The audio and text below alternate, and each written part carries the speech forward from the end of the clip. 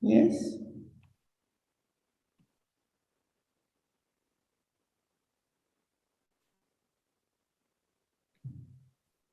Ah, okay. Yes, ma'am. Yeah, Shall I start, ma'am? yes. Yes. A very good morning to one and all present here.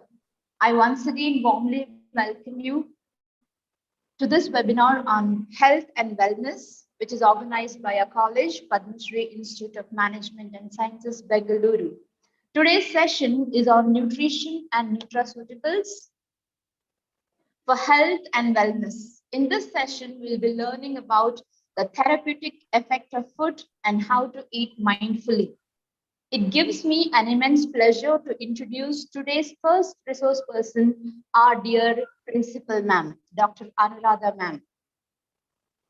She has completed her PhD in Krishnadevaraya University, Anantapur. She started her career as scientist and lab in charge in Dr. Reddy's laboratories. She worked as a senior scientist and head in Sami Labs, Bengaluru. Later, she started her own company, Rishi Herbal Technologies Private Limited, in the year 2004.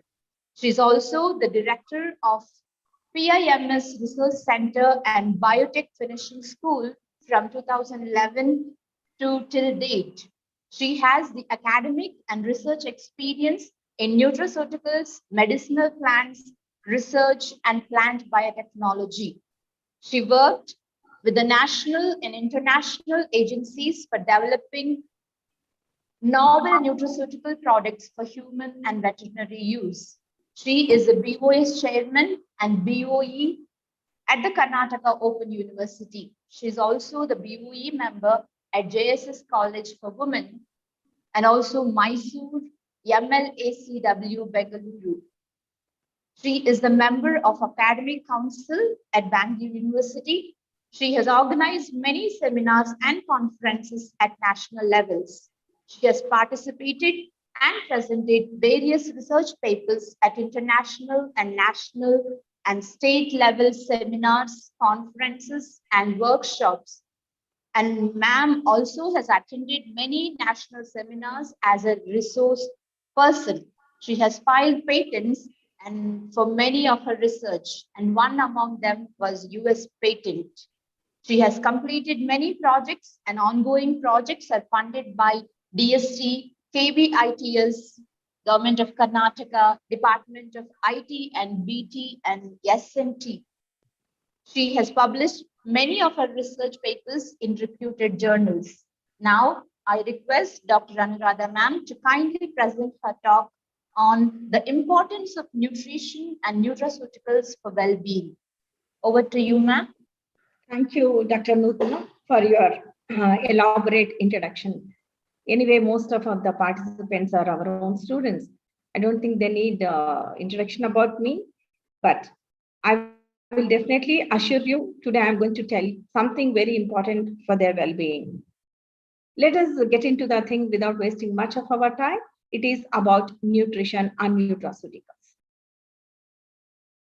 Heard about the word nutraceuticals, I am going to introduce about the word nutraceuticals and also the importance of nutrition and nutraceuticals, how these two are interconnected. What we are going to know today, it is know your plate, eat right. Do you know how to eat, what to eat, when to eat? Very, very important for our well-being. At this age, maybe you may not be knowing what exactly mindful eating is. What is the importance of various food ingredients, what we eat? Many people have got a negative opinion that all healthy food is not tasty. It is not so. You can have a very, very tasty, healthy food with the ingredients which are useful for you at the later age, even today, because of this pandemic. Many of you might be suffering with various deficiencies, underlying deficiencies, which you may not be knowing because of sluggish thing. You are not going out of the home, you are not practicing exercises, you are not eating, you are eating junk, and you are most importantly, you are sitting before the screen that make you to have the bad practices in the nutrition per se. Now let us know what are the eat right best practices and also good food for better health. These are the things which we are going to learn today. I will try to give you certain examples of day-to-day life and also give the scientific basis of the same. Why should we bother about nutrition and nutraceuticals? Because prevention is always better than cure. You have to be ready to fight, and for that, you need to provide weapons to your body. You have to manage risk factors with nutraceuticals. What do you mean by nutraceuticals? We are going to have a detailed discussion about that.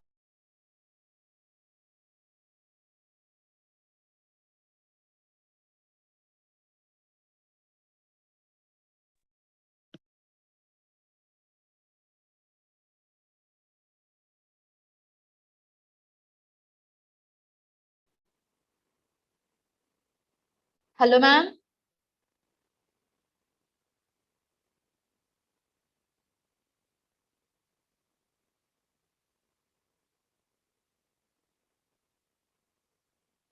There is some internet issues. It will be resolved immediately. Yes. Yes. Coming back to our session, there are three terms which all of you have to know. What is diet? What is nutrition? And what is nutraceuticals? Our entire session roams around these three terms. Diet. Diet is a type and range of food that you eat regularly. Generally, we misuse this term. If you see anybody who are toned and who are maintaining their body, you say that, are you on diet? You say, all of you are there on diet every day because we regularly eat. Then what is nutrition? Nutrition is food necessary for good health and growth and also the development. That is nutrition. It is not the food which is just necessary to pacify your tongue or to keep your hunger at bay. It is not that. It is the food. Nutrition is the food which is necessary for your good health, growth, and development. Mostly have got major macronutrients and micronutrients. Then what about nutraceuticals?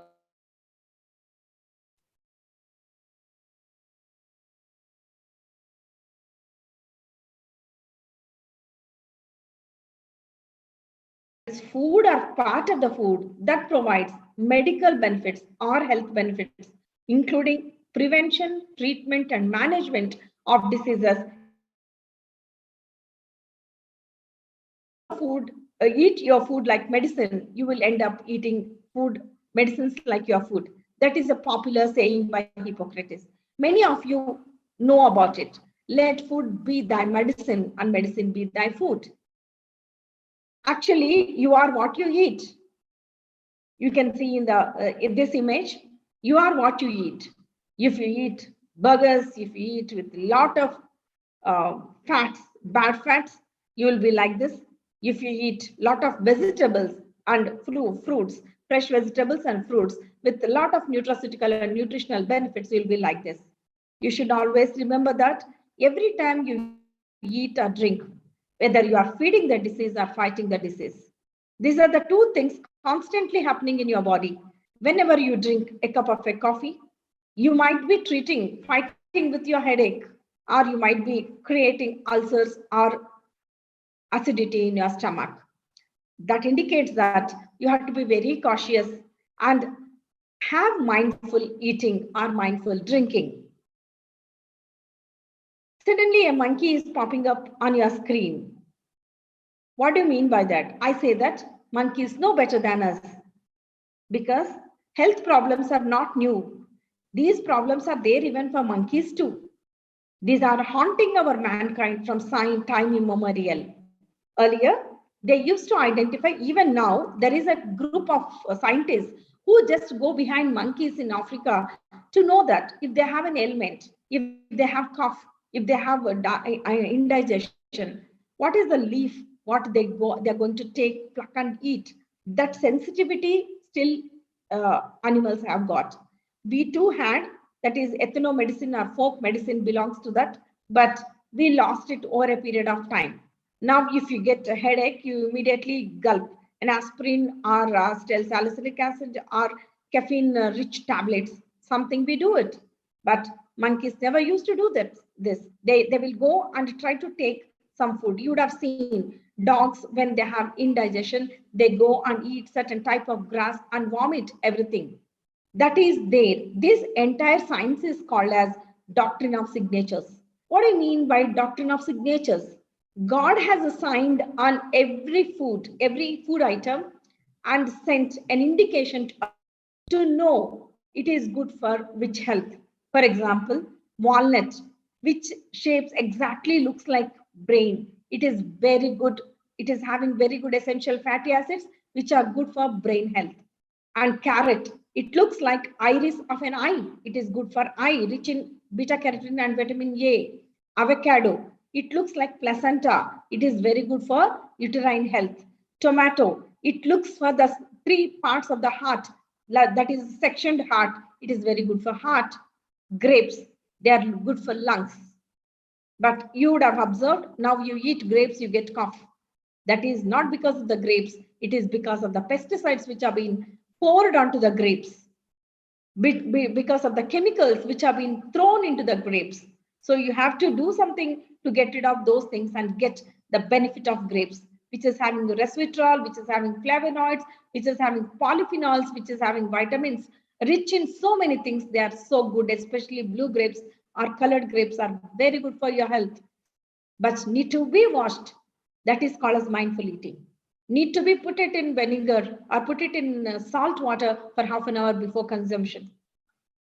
Now coming to nutraceuticals, Stephen DeFelice coined the term in 1819. He gave the term called as nutraceuticals, which can be defined as food or part of food that provides medical or health benefits, including prevention and treatment of disease.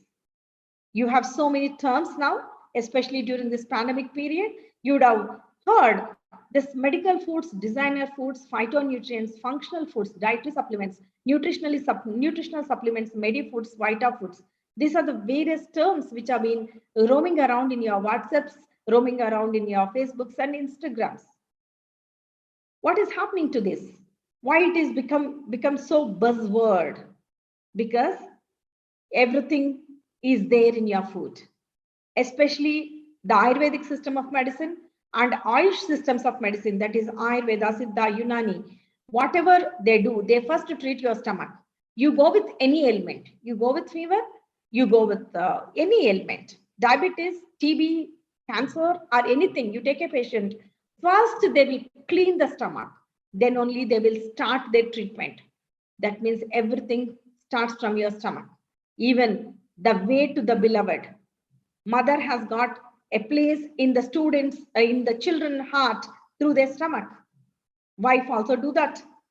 It is a way to emotions, way to your well-being, way to your mental well-being, way to your physical well-being, way to your behavior. Everything is food. That is why you have 3 types of food in Ayurveda, that is Rajasic, Tamasic, and Sattvic. People who take Sattvic food will be cool, like cucumbers, and they can handle anything. And Rajasic, Tamasic people will be little extrinsic if they take lot of food, which can trigger certain chemical reactions in your body.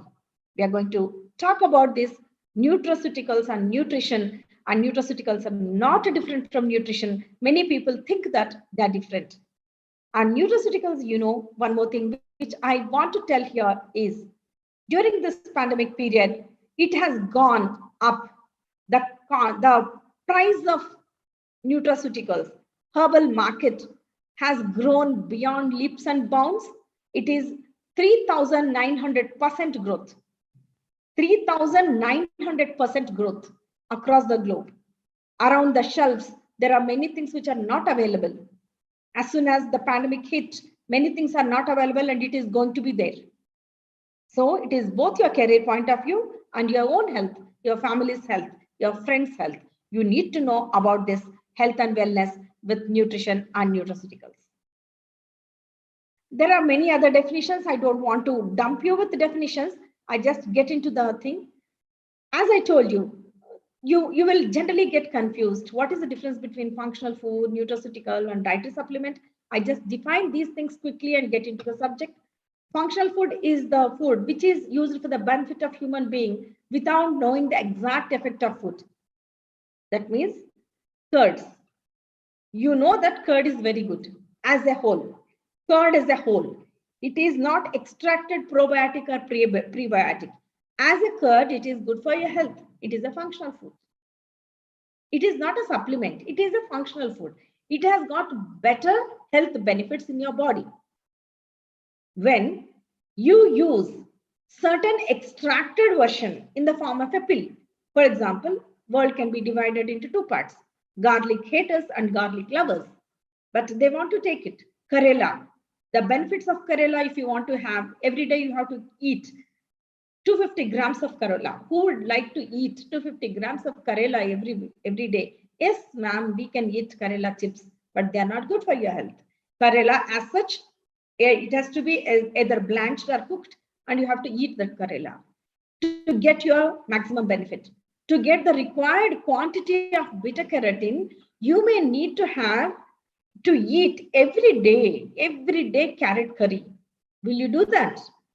Even if it is made into a halwa, you cannot do that at that time.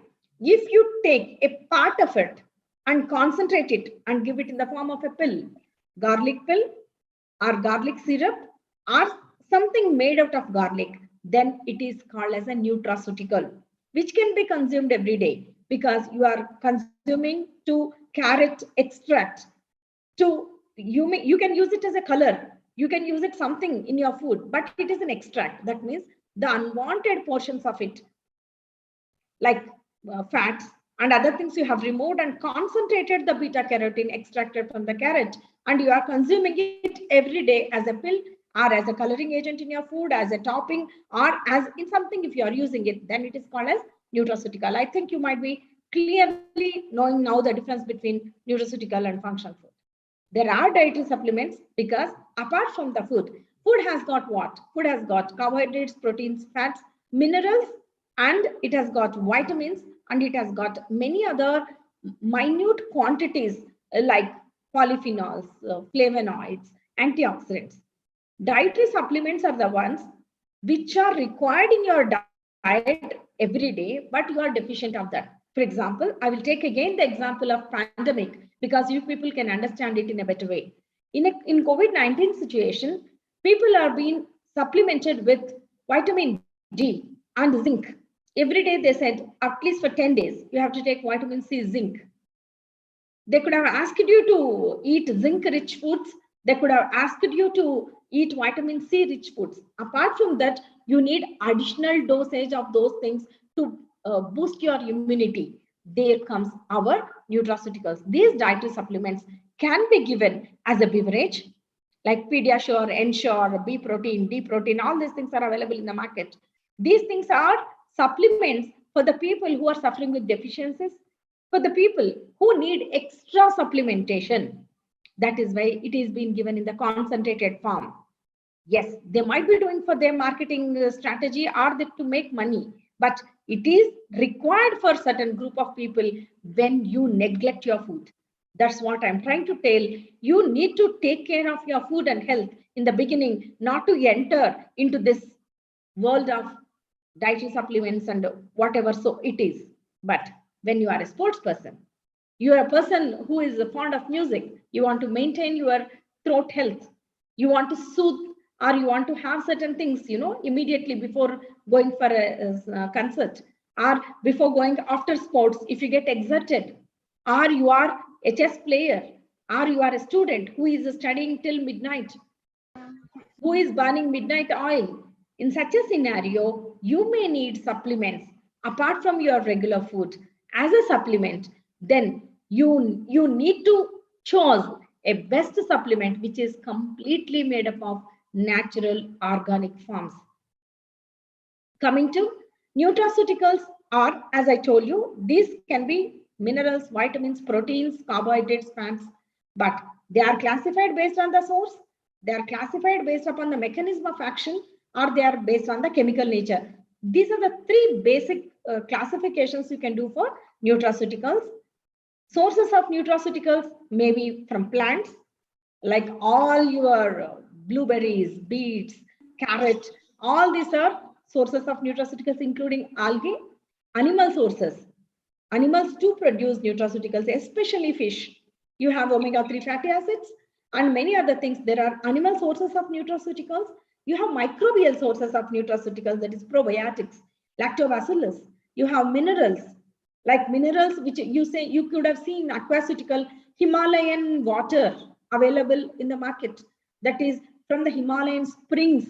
It would have flown through the medicinal plants and many medicinal rocks and minerals, and it is rich in nutraceutical benefits, and they call it as aquaceutical. This is minerals, and there are synthetic. When it comes to deficiency, suddenly you cannot get everything natural at that time. You are anemic, you'll be given with iron capsules, which is also supplemented with folic acid, because folic acid enhances the absorption of iron. That is why the nutraceuticals are plant sources, animal sources, microbial sources, mineral sources, and synthetic nutraceuticals. Our human body elemental composition, I loved this particular image. You can go through that later. It's beautifully depicted. See, it is being 6% minerals we have, only 1% carbohydrate, 16% fat, 16% protein, and 62% water. What does it indicate? That you should be hydrated very well. You should drink plenty of water. And you need to eat a lot of protein. Your body is made up of more of protein. You need fat too. That is good fat. It doesn't mean that you don't need fat. A, D, E, K are fat soluble vitamins. If you don't have fat, you cannot dissolve these vitamins, even you take vitamin A, D, E, K. So you need required quantities, but good fat, not the fried fat, which is already degraded and formed into a lot of rancified fats, are not good. Then coming to, this is the rainbow of food. You need to eat this rainbow of food. It has got, and about this food, most of the things will be given by Nida Salma in the next talk. I will focus on nutrition, nutraceuticals alone. See, when you want to maintain your health, this is the entire thing which is required, an array of things what you require to maintain your health. This carbohydrates, you have health benefits, there are plenty. It doesn't mean that as soon as people are diabetic, people say that I don't want to eat carbohydrate. If a person is having high triglyceride level, immediately they will cut down on their fat, but the culprit is carbohydrate. Simple carbohydrates are dangerous. One spoonful of sugar is very, very dangerous. If you take complex carbohydrates, which are beans, oats, millets, peas, sweet potatoes, whole grains, vegetables, and quinoa, these are all very good carbohydrates, which are all complex carbohydrates, and you should not be eating simple carbohydrates. I will not touch much upon this because Nija is going to give you in detail about this. Then proteins, they play excellent role. Here I just want to tell only do's and don'ts with protein. Protein should be eaten sprouted, washed with salt water, sprinkled with pepper and fresh lime, because pepper has got piperine, that is a nutraceutical, which is a vehicle.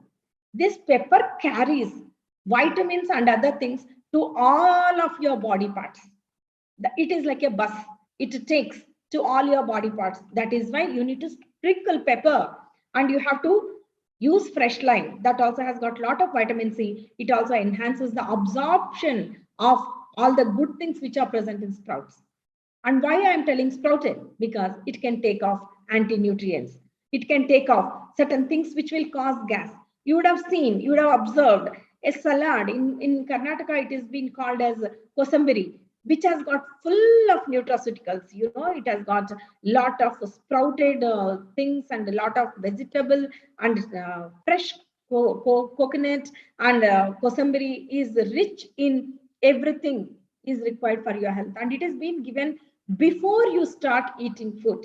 That can even increase your appetite also if you can take this. And it has got prebiotics, it has got symbiotics, it has got so many things.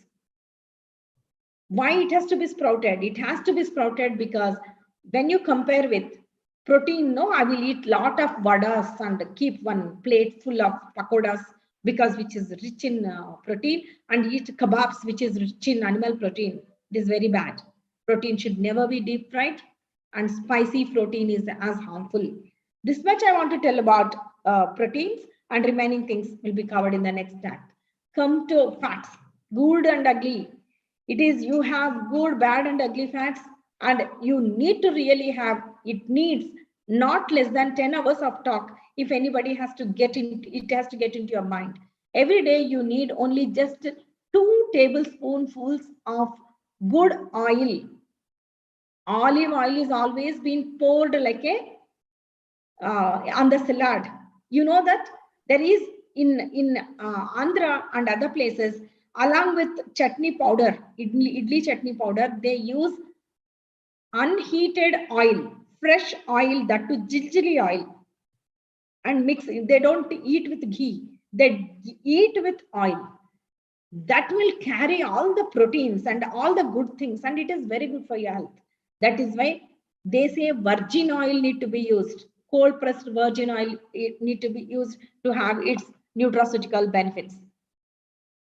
Then coming to most important part, that is minerals. I feel, from my personal opinion, I feel entire body, entire diseases, disorders, everything are related to these tiny wonders in your body. There are 20 minerals for human health. You take any disease. Diabetes is linked to chromium. Heart disease is linked to magnesium. Bone disorders are linked to calcium. You take anything, including boron, molybdenum, manganese, copper, sulfur, iodine, phosphorus, magnesium. They may be required in very, very, very tiny quantities, but they are required. They are required. Without these things, you are going to have bad health. And these are tiny wonders, I can say that. If you can manage these things, anyway, carbohydrate, protein, fat, we will eat. We will not leave it.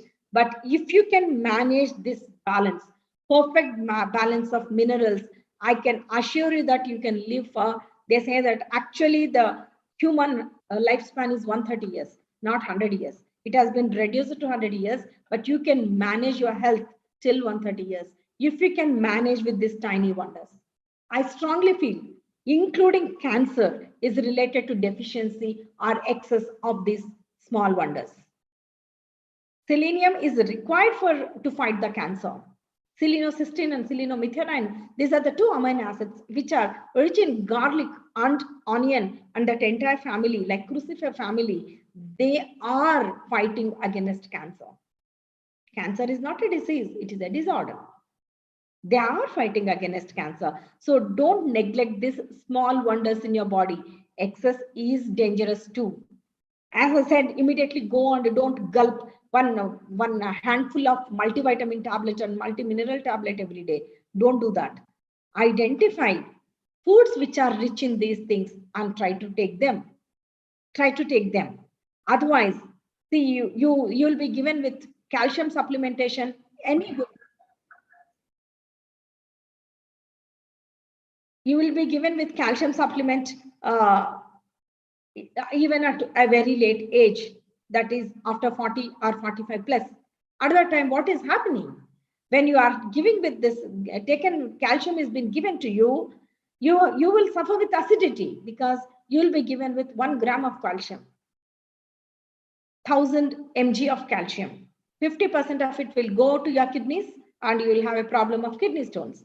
And iron, which has been given, 14 mcg is required as an RDA, but it has been given in bulk. 50% of it will go into your intestine and you will have constipation and black stools. These are all the problems when you get into deficiencies and try to take supplements externally. Instead of that, take it along with your food. Vitamins, all your wonder vegetables and fruits are rich in vitamins. What should we bother? You should take fresh vegetables and fresh fruits immediately after cutting, and don't store the cut vegetables and fruits for a longer period. And you should worry about pesticides, toxic heavy metals, and microbial load in all these things. Try to wash them with salt water, and don't carry any fruits without washing, because when you are traveling, you may not be having the patience to wash it and the time to wash it. You need to worry about, because there are certain pathogens which are very, very dangerous. There is a pathogen called as Botulina, which is live even at 300 degrees centigrade. It can cause, it is more toxic than king cobra. It is neurotoxic, toxic than venom. When it is so toxic, it can kill immediately. And these pathogens, there are many pathogens which are very, very dangerous. Apart from that, you have to worry about toxic heavy metals. What are these? Everywhere on the highways, lot of fruits and vegetables, especially if you go outside Bangalore, you have a lot of grape gardens, beautiful grape gardens, either side of the highway. And these grape gardens grapes absorb lot of lead, which is being thrown by these vehicles. Because pollution control is a myth in India, it is not possible. And it is getting into your food chain. Be careful about these things. So you need to better peel. If you can peel off the skin, though you lose certain important nutrients, it is okay. You are taking out all the pesticides. Why is it so? Plants are wonderful things, wonderful tiny things. They store these pesticides and chemicals in their outer skin, because for them, outer skin is throwing away part. Apart from good things like fiber and other things, it is a storehouse. So everything is being pushed into the skin. So peel it off. Peel it off and eat. You can get benefits from other things, but how can you peel grapes? It is not possible. So wash it thoroughly. Remember, you need to have a lot of vitamins, rich foods.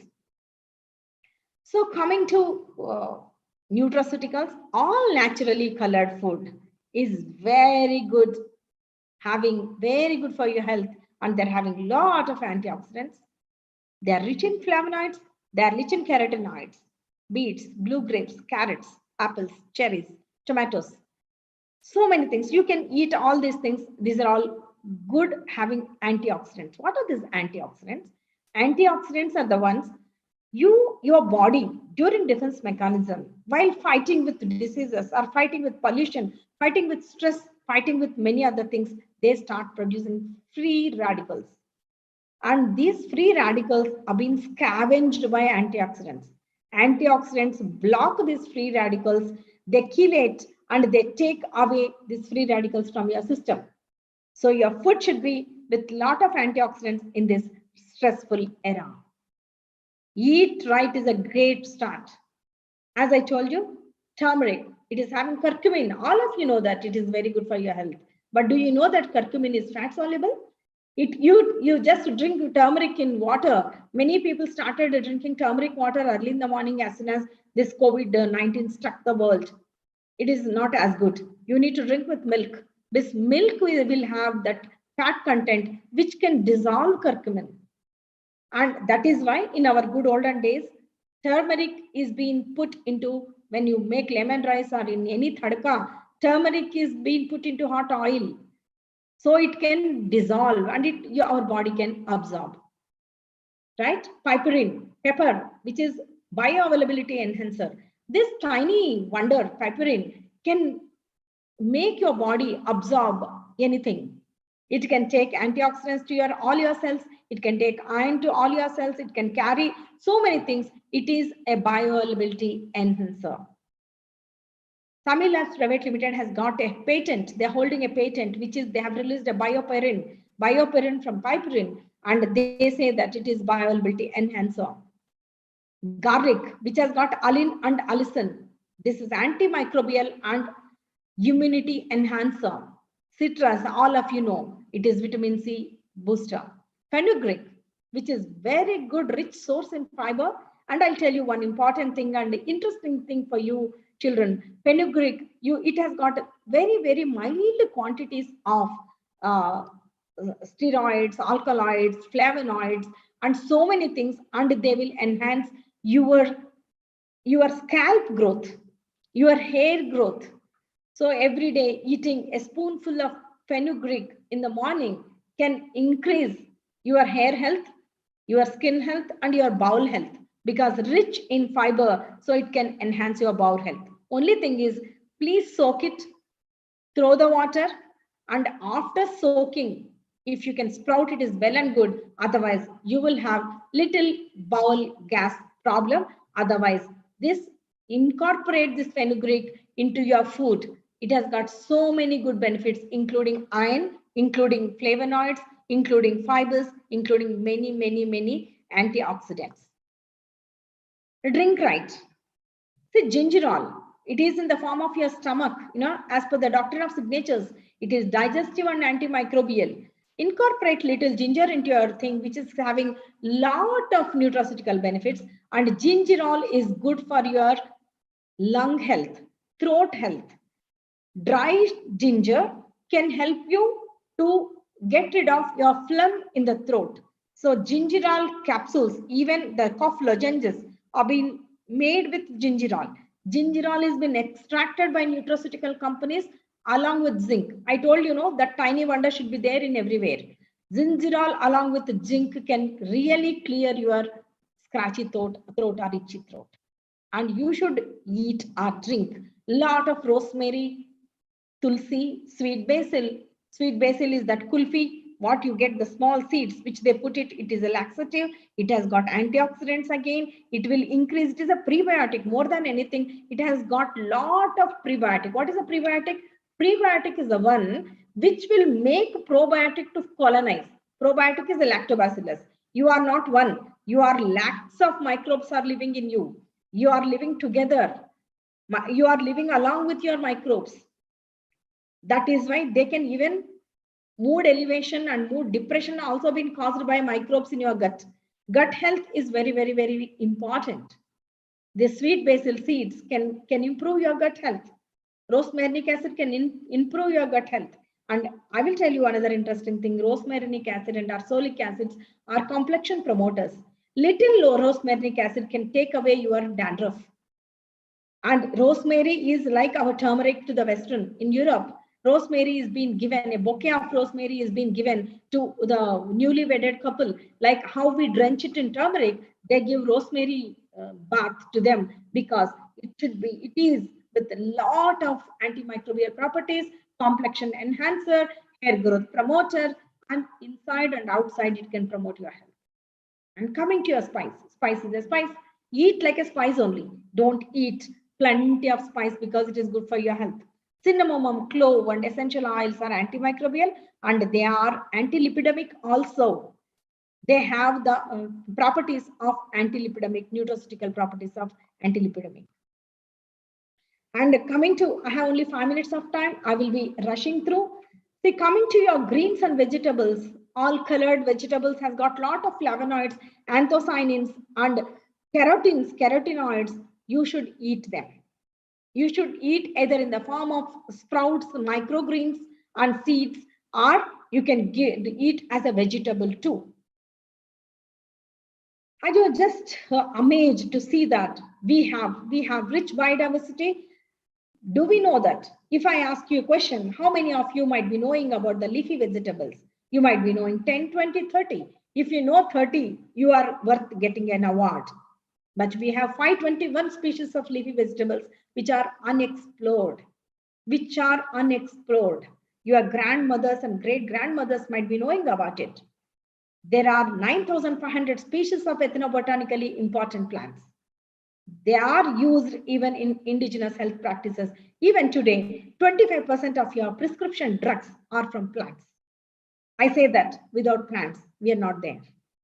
You can talk before a system. We are connected, and our world is made so small, but finally you have to come and eat potato chips only. You cannot eat microchips. So the future is for the agriculturists. Future is for the nutritionists. Future is for the food biotechnologists. Future is for, because health and food. These are the two important things. Food, health, and shelter. All the three things are made from plants. See, these are all the so many vegetables. I need not talk about that. Colored vegetables. Vegetables which are colored has got chlorophylls, anthocyanins, carotenoids, and flavonoids, and they are having good health benefits. Green vegetables has got, especially all green vegetables has got lutein, zeaxanthin, folic acid, vitamin C, beta carotene. Their health benefits are plenty. An area of health benefits which have been given in the slide, you can read out. So don't miss out your green vegetables. White vegetables, wonderful whites. These are having beta glucagons, epigallocatechin gallate, SDG, and lignans. You need not remember all these things, but these are the ones which will increase your immune boosting activity. Your white garlic, your white onion, white cabbage, they can improve your immune boost activities. They can activate the natural killers, B and T cells. Now everybody knows about it. B and T cells, I need not mention about that. Everyone know about these cells. They reduce the risk of colon, breast, and prostate cancers. They balance hormone levels and reduces the risk of hormone-related cancers. So keep the cancer away. You need to eat a lot of cauliflower, garlic, onions, turnips, and radish because of the presence of selenocysteine and selenomethionine and beta glucagons. Please do incorporate lot of white vegetables too. Coming to red vegetables, they have lycopene, ellagic acid, and quercetin. They reduce cancer risk. They reduce blood pressure. As they are red in color, our doctrine of signatures say that they are good for your blood health. Beets, red apples, red bell peppers, red chili peppers, red onions, red potatoes, tomatoes, red carrots have this a cupful every day. Aloes. These aloes, magnificent aloes, are rich in flavonoids, zeaxanthin, eye health, beta carotene, potassium, vitamin. Do you know that to make the yellow of egg yolk, they feed with zeaxanthin, which is there in marigold. It is a common flower, we throw it. But this marigold flower is rich in lutein, zeaxanthin, and other good vitamins and antioxidants. So poultry is being fed with that so that yellow will be, the yolk will be yellow colored because first we eat our food with your eyes, then your nose, then your tongue. So color should be good. That doesn't indicate that you should go and have a gobi Manchurian which has been colored with toxic carcinogenic food colors. No, you should prefer naturally colored food, and at home try to use natural colors. You can use saffron, you can use beetroot, you can use carrot, you can use any natural color in your food to make your food colorful. They reduce age-related degeneration. Very, very important. Who don't want to be young and healthy? Who don't want to look beautiful with a shiny, silky hair and wonderful skin? Aloes can do it.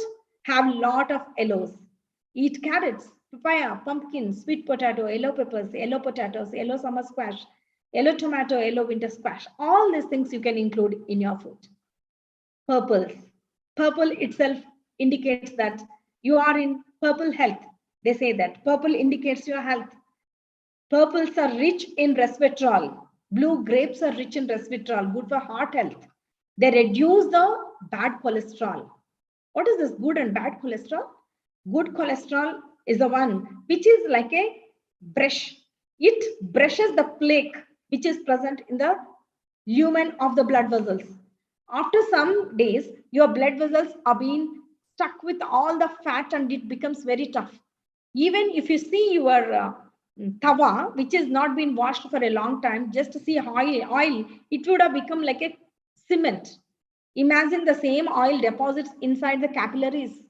Those capillaries are so sensitive and they are so tiny. Blood will be flowing with the pressure. At that time, if the lumen is small because it is closed, it will just hemorrhages will happen. That is why what they do, stenting means that they remove this plaque and put a artificial small kind of a thing which will not allow it to collapse, and so that blood will flow normally. That's what they do in stenting in a common language, in layman's language. These purples can avoid, they can increase good cholesterol. Bad cholesterol is the one which goes and forms atherosclerosis, which goes and forms the plaque in your capillaries. But good cholesterol is the one which is the scavenger. So you should always have good cholesterol more and bad cholesterol less. That can be managed with your food. See, you have anti-nutrients in food which are potentially harmful. They are lectins, agglutinins, trypsin, chymotrypsin inhibitors, and antifungal peptides. There are many things, they are dangerous. These anti-nutrients you need to remove. You need to avoid these anti-nutrients. That can happen if you blanch them, if you sprout them, if you do little bit of blanching and cooking, not frying. Deep frying will increase the anti-nutrients. Okay. These are all the greens you need to incorporate in your food.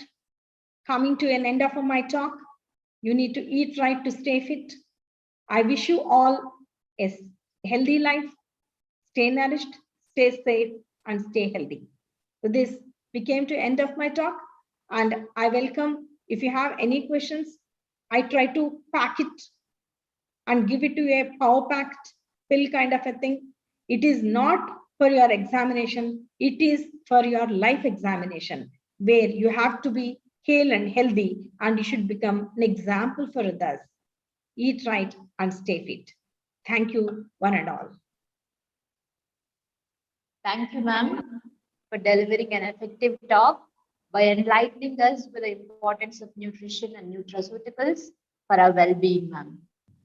Participants, if you have any doubts, you can text us or you can directly talk to ma'am.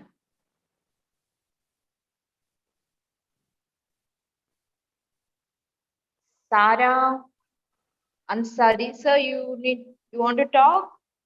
Yes, ma'am. Yeah, you can go ahead. Ma'am, I would like to know, like, everybody is so busy that they cannot get organic vegetables. Like, we cannot grow them on our own, and we know that they are sprayed with so many pesticides. So, what do we do in such a situation? That's what I told you. You need to peel off the skin, soak them in salt water or vinegar. You get apple cider vinegar, or if you cannot get all those things, at least soak them in buttermilk. If you can soak them in buttermilk and blanch them, most of the pesticides can degrade if you blanch them. But fruits you cannot blanch. That is why you have to wash them in vinegar or turmeric water or salt water. Half an hour, minimum half an hour, you have to do that. Then you can get rid of. Vegetables, though, you can blanch them. If you blanch them, you can get rid of or soak them in buttermilk.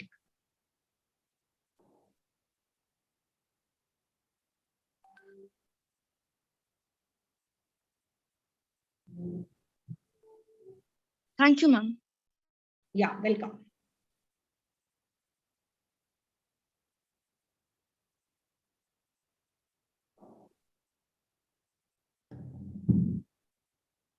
Any other queries?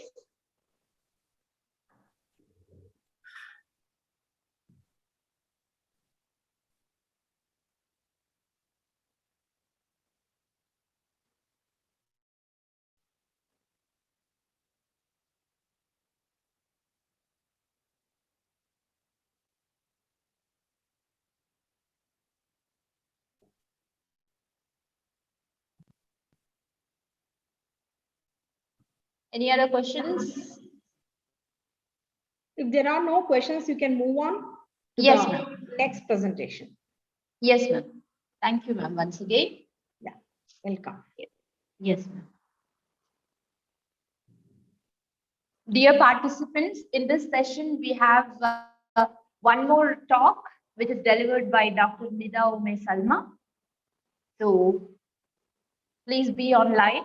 I'm delighted to introduce today's second speaker, Dr. Nida Ume Salma. She's my colleague and a good friend of mine. She's passionate nutritionist with around 7 years of research experience in food science and nutrition. Having secured first rank in MSc, she was awarded a DST Inspire Fellowship by the Government of India to pursue her PhD in one of the premium food laboratories of India, that is Central Food Technological Research Institute, CFTRI, Mysore. She was awarded PhD degree in food science and nutrition for her work, which is involved preparation of nutritional supplement for alcohol-induced liver damage patients. Her research findings are published in international peer-reviewed journals such as the British Journal of Nutrition and the Journal of Food Biochemistry. Her area of expertise includes product development to address various health conditions, preparations of plant-based protein products, human nutrition, and the medical nutrition therapy. She has a flair for delivering lectures on nutrition, health, and wellness to create awareness among the target audience. She has been awarded gold medals by the University of Mysore, India, for her excellent academic performances in BSc and MSc.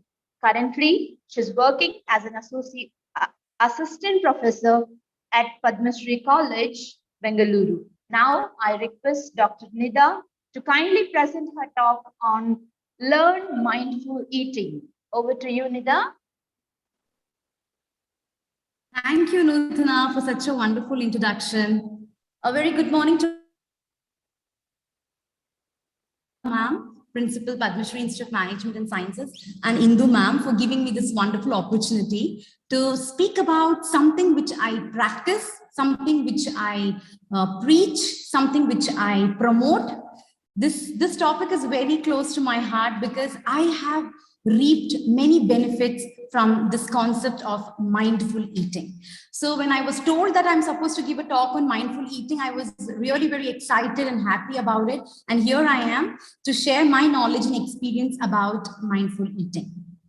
So in the previous presentation, you all ma'am, Anuradha ma'am beautifully gave us insights about what to eat, what are the important sources of nutrients, what are the important sources of nutraceuticals, etc. So I will be talking about how to eat, when to eat, etc. So let's get into the presentation. I will share my screen now and let me know if the screen is visible. Nutana, is the screen visible? Yes, ma'am. Okay, let's get started. So today we will be learning about mindful eating. So what is this mindful eating? It is paying attention to your food on purpose, moment by moment, without judgment. It means you're focusing all your attention on the food you're eating and you're not thinking about anything else, and you are not having any opinion or anything about the food in your mind. You're just showing all your attention to the food.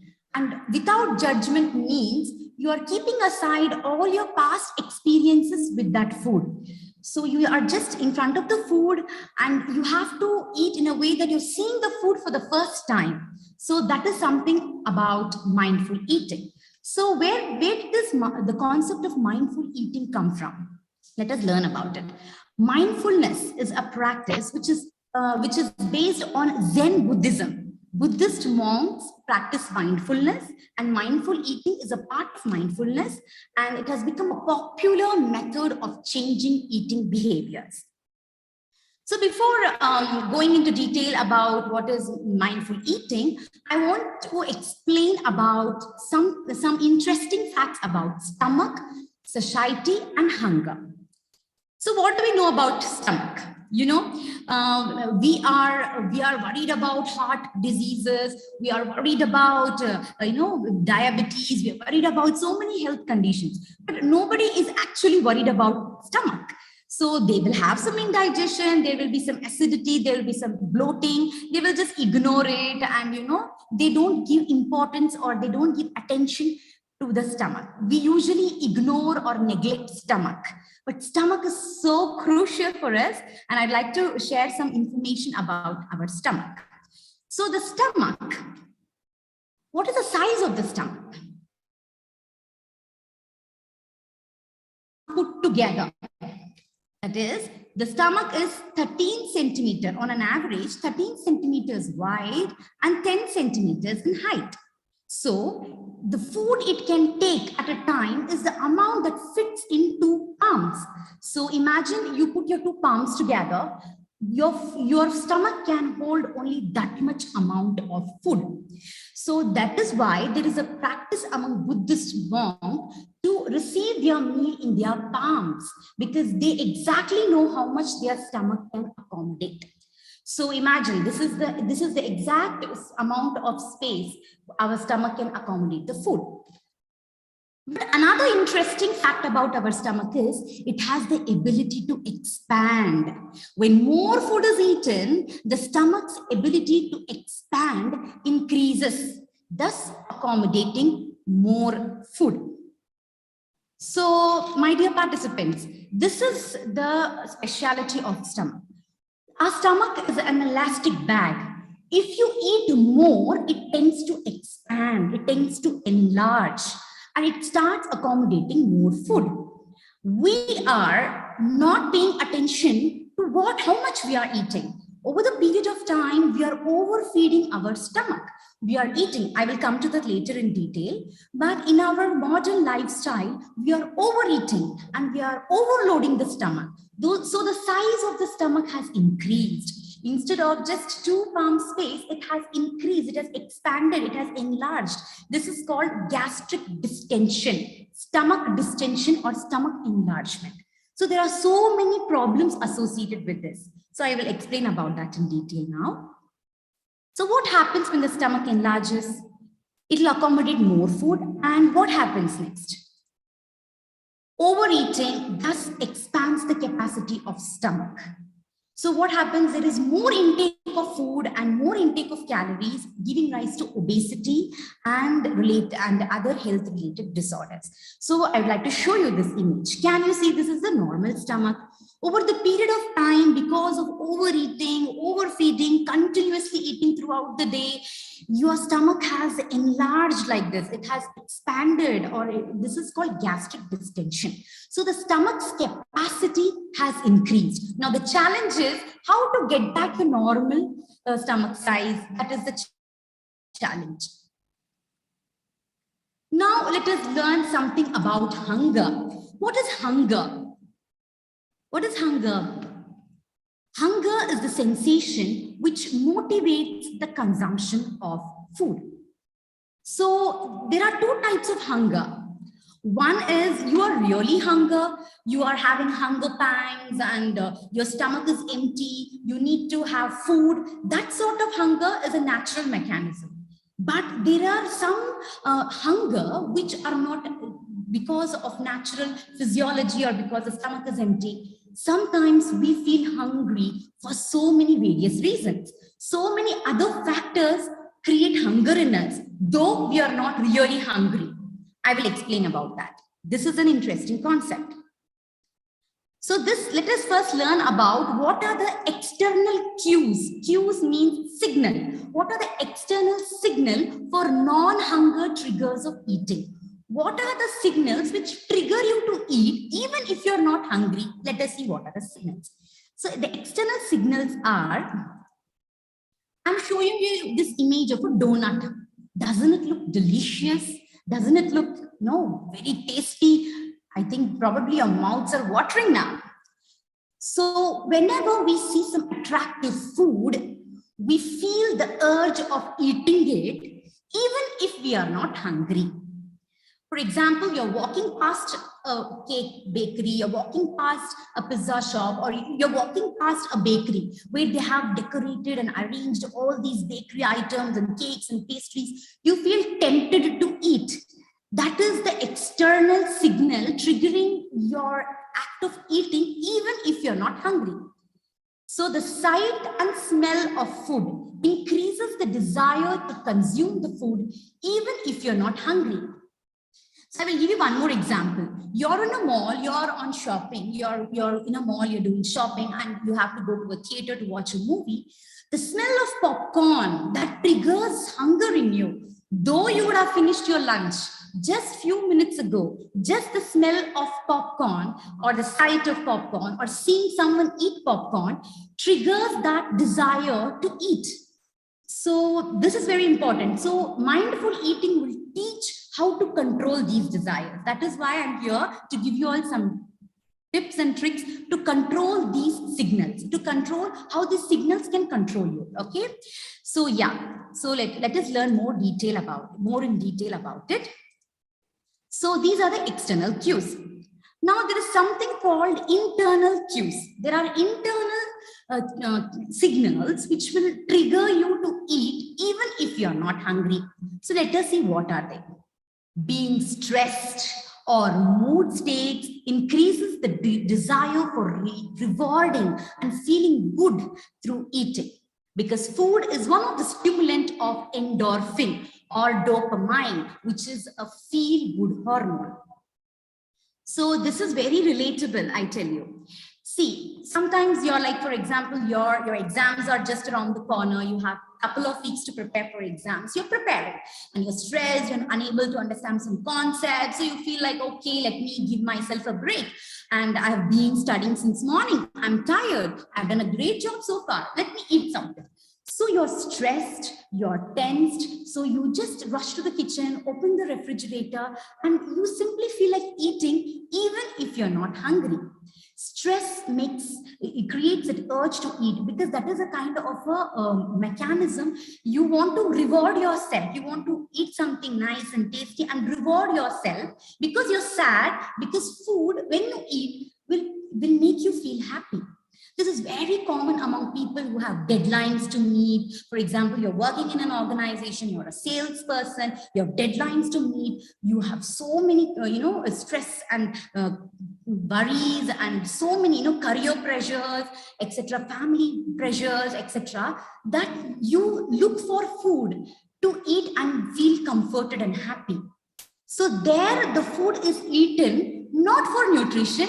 There, the food is eaten for pleasure, for comfort, for joy. That is what you have to stop. And that is what mindful eating teaches us. It teaches us to eat only when we are hungry, not because we are sad or we are depressed. And one more thing I would like to share. When kids are small, when they are small kids, when the infants are small, when they start crying, asking for something, and they start crying, what do parents do? They offer a candy. They tell you, please stop crying. If you stop crying, I'll give you a candy. If you stop crying, I'll give you a chocolate.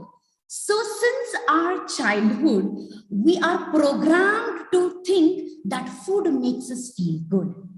So even now, when we are sad or when we are depressed or somebody, hurt us or somebody, made us upset, we go looking for food and we end up eating food, even when we are not hungry. So this is the concept about emotional eating, and this is highly prevalent in today's lifestyle. Okay, let us learn more details about it. So what happens is, people who feel bored, unloved, or unhappy with worry or sorrow indulge in overeating to escape from their emotional disturbances and derive pleasure by eating. But I'm telling you, my dear participants, that please don't get into this trap. This is a very, very dangerous trap. I will show you how. First, what happens? First, something happens that upsets you. Then you feel an urge or you feel uncontrollable desire to eat. Then you eat more than you should. You end up eating more. Then you start feeling guilty. Oh, I shouldn't have eaten. I ate more. Then again you feel sad about it. Then again you have strong urge to eat. Then again you will overeat. Then again you will feel guilty. Then this cycle continues. This cycle goes on. So don't get into that loop. So mindful eating will tell us how to control such urges. That is why mindfulness, one of the important components of mindfulness, is breathing exercise, yoga, meditation, to deal with your stress.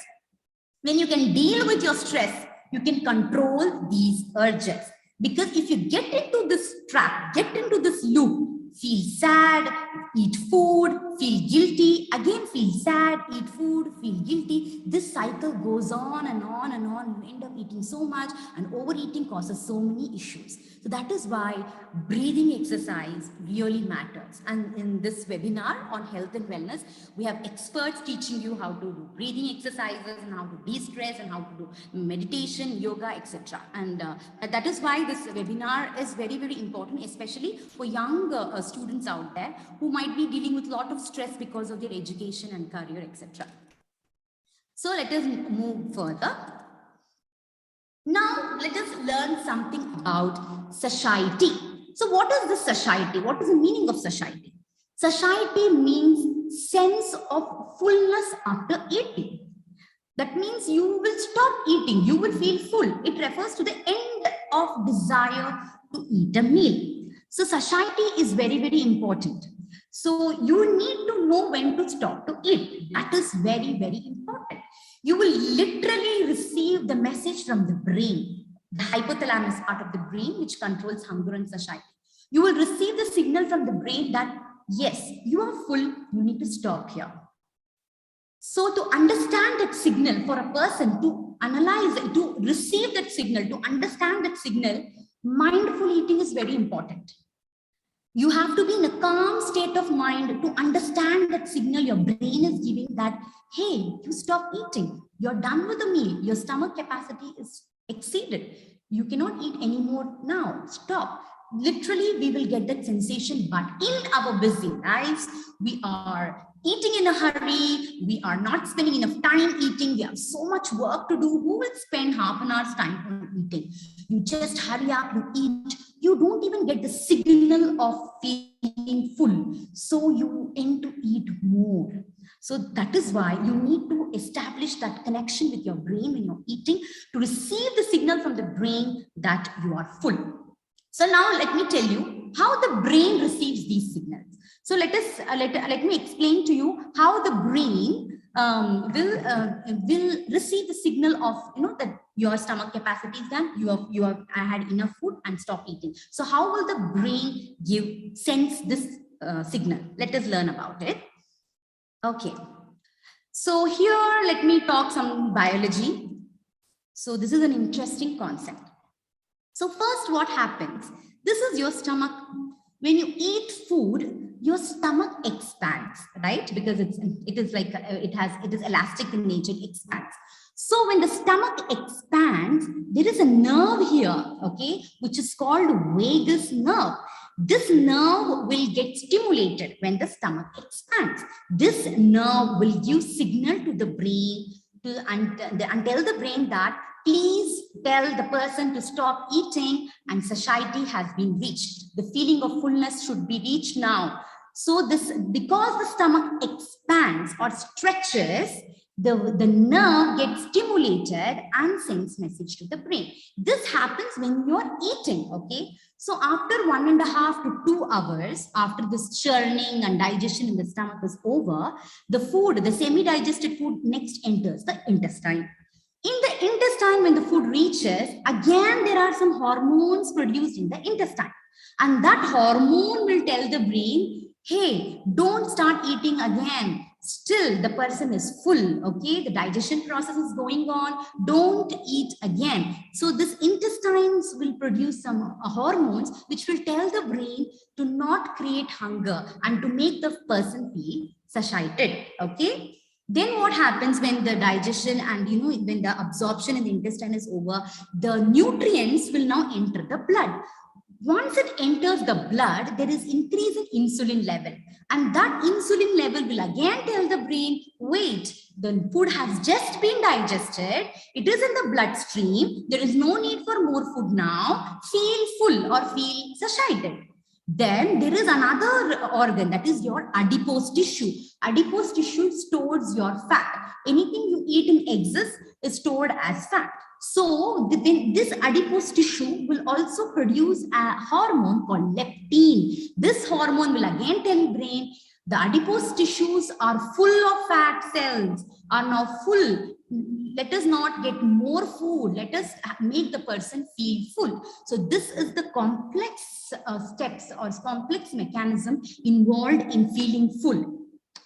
So my question is, do you understand this concept? You know, it is very important. This is happening inside our body, but it is very important for you to know when to eat, because in our life we are eating throughout the day. We walk past the kitchen, we saw a packet of potato chips, we start eating. Then we walk by, then we open the refrigerator, we see fruit juice or some carbonated beverage, we start drinking. So you are not understanding the signals which your body is producing inside. Instead, you are reacting to the signals which are produced outside, like the sight of food, etc. Okay. So let us learn more detail about it. Okay.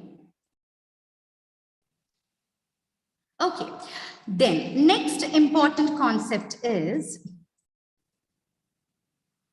before talking about mindful eating, I want to talk about mindless eating.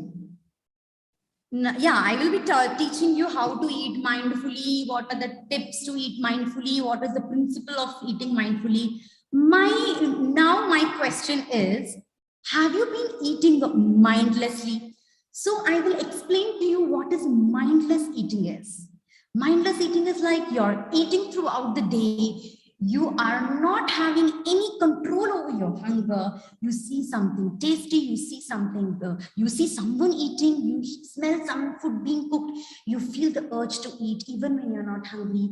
So many things comes under mindless eating. So before understanding in detail about mindful eating, let us learn about mindless eating, and I will ask you whether you have been eating mindlessly. You don't have to reply here in the Zoom meeting platform. You reply to yourself. Ask yourself whether you have been eating mindlessly, and ask yourself whether you have been doing mindless eating. Let me share what are the important things of mindless eating, and let me know whether you have been eating mindlessly. Okay. So yes. So let us learn more about mindless eating. Okay.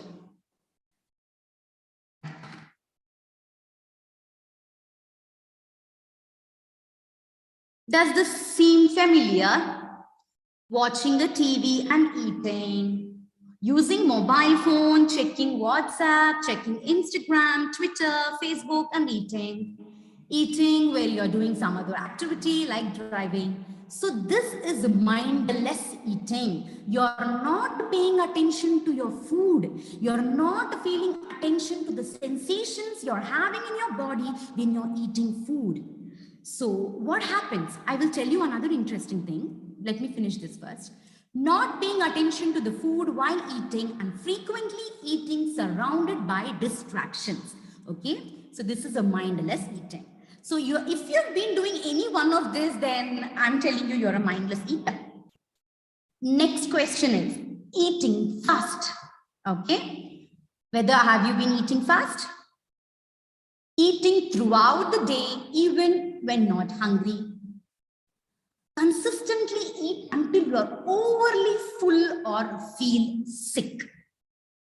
My question to you all, my dear participants, have you been doing any one of this? That means you are a mindless eater. I will tell you something. According to Ayurvedic science, our food has the capacity of absorbing energies. If there is something positive happening around, the food absorbs positive energy. If something negative happens around, the food tends to absorb negative energy. So when you're watching a news, okay, now there is some controversy happening, you're watching the television, you're seeing COVID death cases happening, you are under stress. So imagine that stress, that negative environment is affecting the food in front of you. It will absorb all the negative energy. So when you eat that food, do you think you will feel good? No, that negative energy will affect you also. You will make you feel tired, will make you upset. So that is why when you're on a table eating with the family, Please switch off all the televisions. Don't watch any dramas. So what happens? The Indian television have this, the TV channels have this prime time, Kaun Banega Crorepati is at 9 p.m. and some interesting TV serial is at 9 p.m. That is because they know that 9 p.m. most of the people will have dinner. So they will sit together, watch the TV. So that is how they are doing their business. But when it comes to you and your health, please don't watch television, don't watch something stressful, and even don't, don't discuss something stressful when you're eating. When on a table, it's fine to have a normal conversation, but let it be pleasant. Let us talk about what good happened today. Let us talk about how good the food is. Let us thank Mother Nature for giving us food on the plate. Let us thank the person who has cooked the food. So the environment should be pleasant. So next time when you're eating food, please keep away all the stress and worries, because your food tend to absorb the energy, negative energy. So another example here I would like to say, the person who cooks the food will also have an influence on the food. Imagine the person is happy. Imagine the person is cooking the food with a lot of love, care, and compassion. You will feel happy and pleasant. The person who eats the food will also feel happy and pleasant. If the person is stressed and worried and depressed and is cooking the food, that person is transferring all the negative energy to the food. That is why eating outside is avoided. When you're at home, you know who is cooking. Your mother is cooking. You know her very well, right? But when you're eating outside, you don't know who is cooking. You don't know what mental condition that person or what stress condition that person is while is cooking. So you don't know what kind of energy your food is received. That is why Ayurveda says that you need to energize the food with positive energy before you eat. So how do you energize the food with positive energy? You see, if you have to eat outside, it is like inevitable. You have to eat. So what can you do? You need to pray. In olden times, they used to take, a handful of water, pray, chant some mantras, okay, and then blew it on the water, and they sprinkle the water on the food, because they're energizing, they're creating positive energy on the food. This is completely from Ayurvedic science point of view. Medical science and science need to still do a lot of research about it. But let me tell you, food has an impact of absorbing energy. Next time when you're on table, please stop all stressful matters, okay? Please stop all controversial, stressful matters. That is number one. Number two, if you're eating fast, nowadays this concept of, I grabbed the breakfast on my way, I munched on my lunch. It is like you are eating on the go. You're not sitting and spending time on eating. You're eating continuously on the go. So you're eating fast. You don't have time. Your life is very busy. So yeah, so this is what happens. And then you're eating throughout the day, and sometimes you eat, then you're fully full. This happens especially with fast foods, especially with pizzas and burgers and French fries. You feel like eating more and more and more, and you eat till you simply can't walk normally. So all this comes under mindless eating. So ask yourself whether you have been eating mindlessly. And if your answer is yes, then today I'm here to help you all, to give some tips and tricks about mindful eating. And this has really helped me, and I want you all to benefit from it as well. Okay, so shall we go ahead? Is it clear so far? Can anybody respond? Yes, Nida. You can go ahead.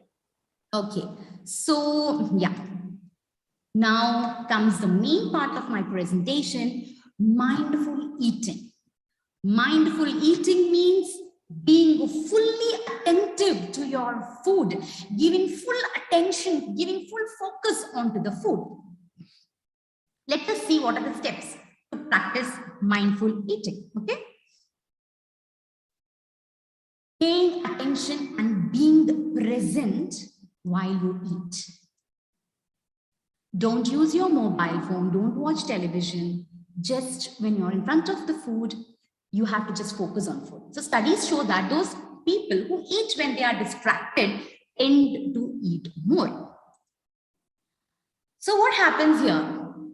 When you get the food, the first principle of mindful eating is when you get the food, It is like you have to look at the food like it's a blessing. Sometimes the Buddhist monks advise the people to see the food as if they're seeing the food for the first time. So you're seeing a chapati, or you're seeing a rice, or you're seeing some vegetable side dish. You have to see as if you're seeing that food for the first time. So you're forgetting all your past experience about that food. You know, some people say, I don't like vegetable, I don't like this, I don't like that. So those are judgments, you know, your past experiences. Now it's like when you're in front of the food, you see the food as if you're seeing the food for the first time. You see the sunshine in your food. That is how the Mother Nature has nourished that food, and that food is on your plate. There is sunshine, there is rain which has nourished the food, and that food is now on the plate. Think about all the people who are involved in bringing that food onto your plate. Just have that mindfulness, you know, that thank God for this plate of food, which is going to nourish my body. Okay, which is going to nourish me. So you need to look at the food, you need to pay attention to the food and forget everything. You know, one funny concept about us is the whole day we think about food. When we come to the table to eat food, we think about other things. Why do we do that? When you're eating, you have to just think about food, and you just think about eating, and just feel the experience, that pleasant feeling after you eat. So the whole day you think about food, but the most important time to think about food is when you're in front of the food. So pay attention, because studies have shown that people who eat fast and don't pay attention, and who watch something or distracted, okay, the time is not a time, you know, to give you signal that stop eating your food. Okay, so this is the problem. That is why please give full attention to food when you're in front of the food. That's your priority. All your hard work, all your jobs, all your businesses, what you're doing is just to eat food, right? So when the food is in front of you, respect it and pay full attention to it. This is the first principle of mindful eating. Okay, next, see what are the next steps here. I believe there are many questions in the chat box. I have not seen yet. Okay, let me see. Okay. Next comes steps to practice mindful eating. The second We will step. take it at the end. You can finish your talk. All 5 senses while eating. What are the 5 senses? Touch, sight,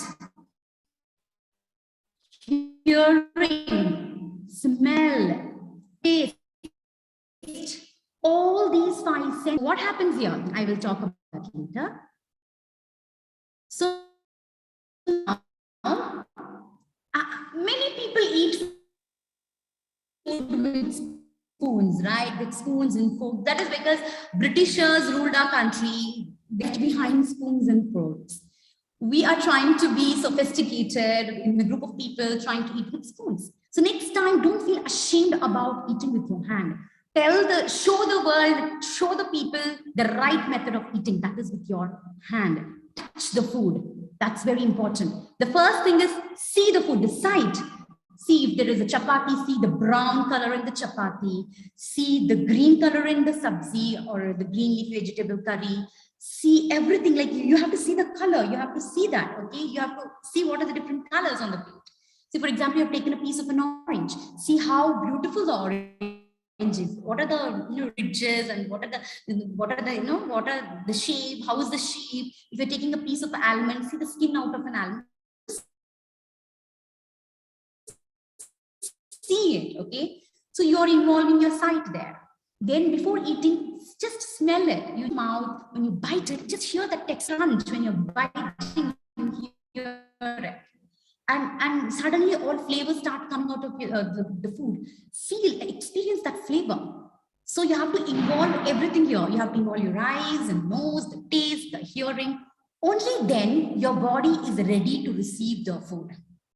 When you use all your senses, your stomach starts producing digestive enzymes. Your mouth starts producing more saliva. All your intestines starts getting lubricated. That is preparing you to receive the food. So that is why many people now have problems, right? Bloating, food indigestion, pet kharab ho gaya, that is very common. That is because you don't use all your 5 senses when you're eating. You have to use all the 5 senses. So please drop the spoons and forks and eat with your hand, and don't feel ashamed about it. Show the world the right method of eating. Okay, let us learn more about it. Okay.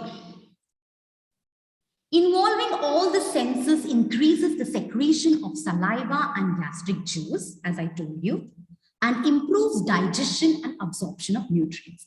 So this is very important, students. No matter how healthy your food is, you're eating all greens, you're eating all nuts, you're eating whole grains, you're eating fruits. If that food is not digested properly, you're not getting the benefit of any nutrients, you're not getting the benefit of any nutraceuticals. For the food to benefit you, it has to be digested well. For the digestion to happen, you need to use all your 5 senses. And studies have shown that if you use all the 5 senses, your brain will also get proper signal of satiety, that is feeling of fullness. So when I started, I had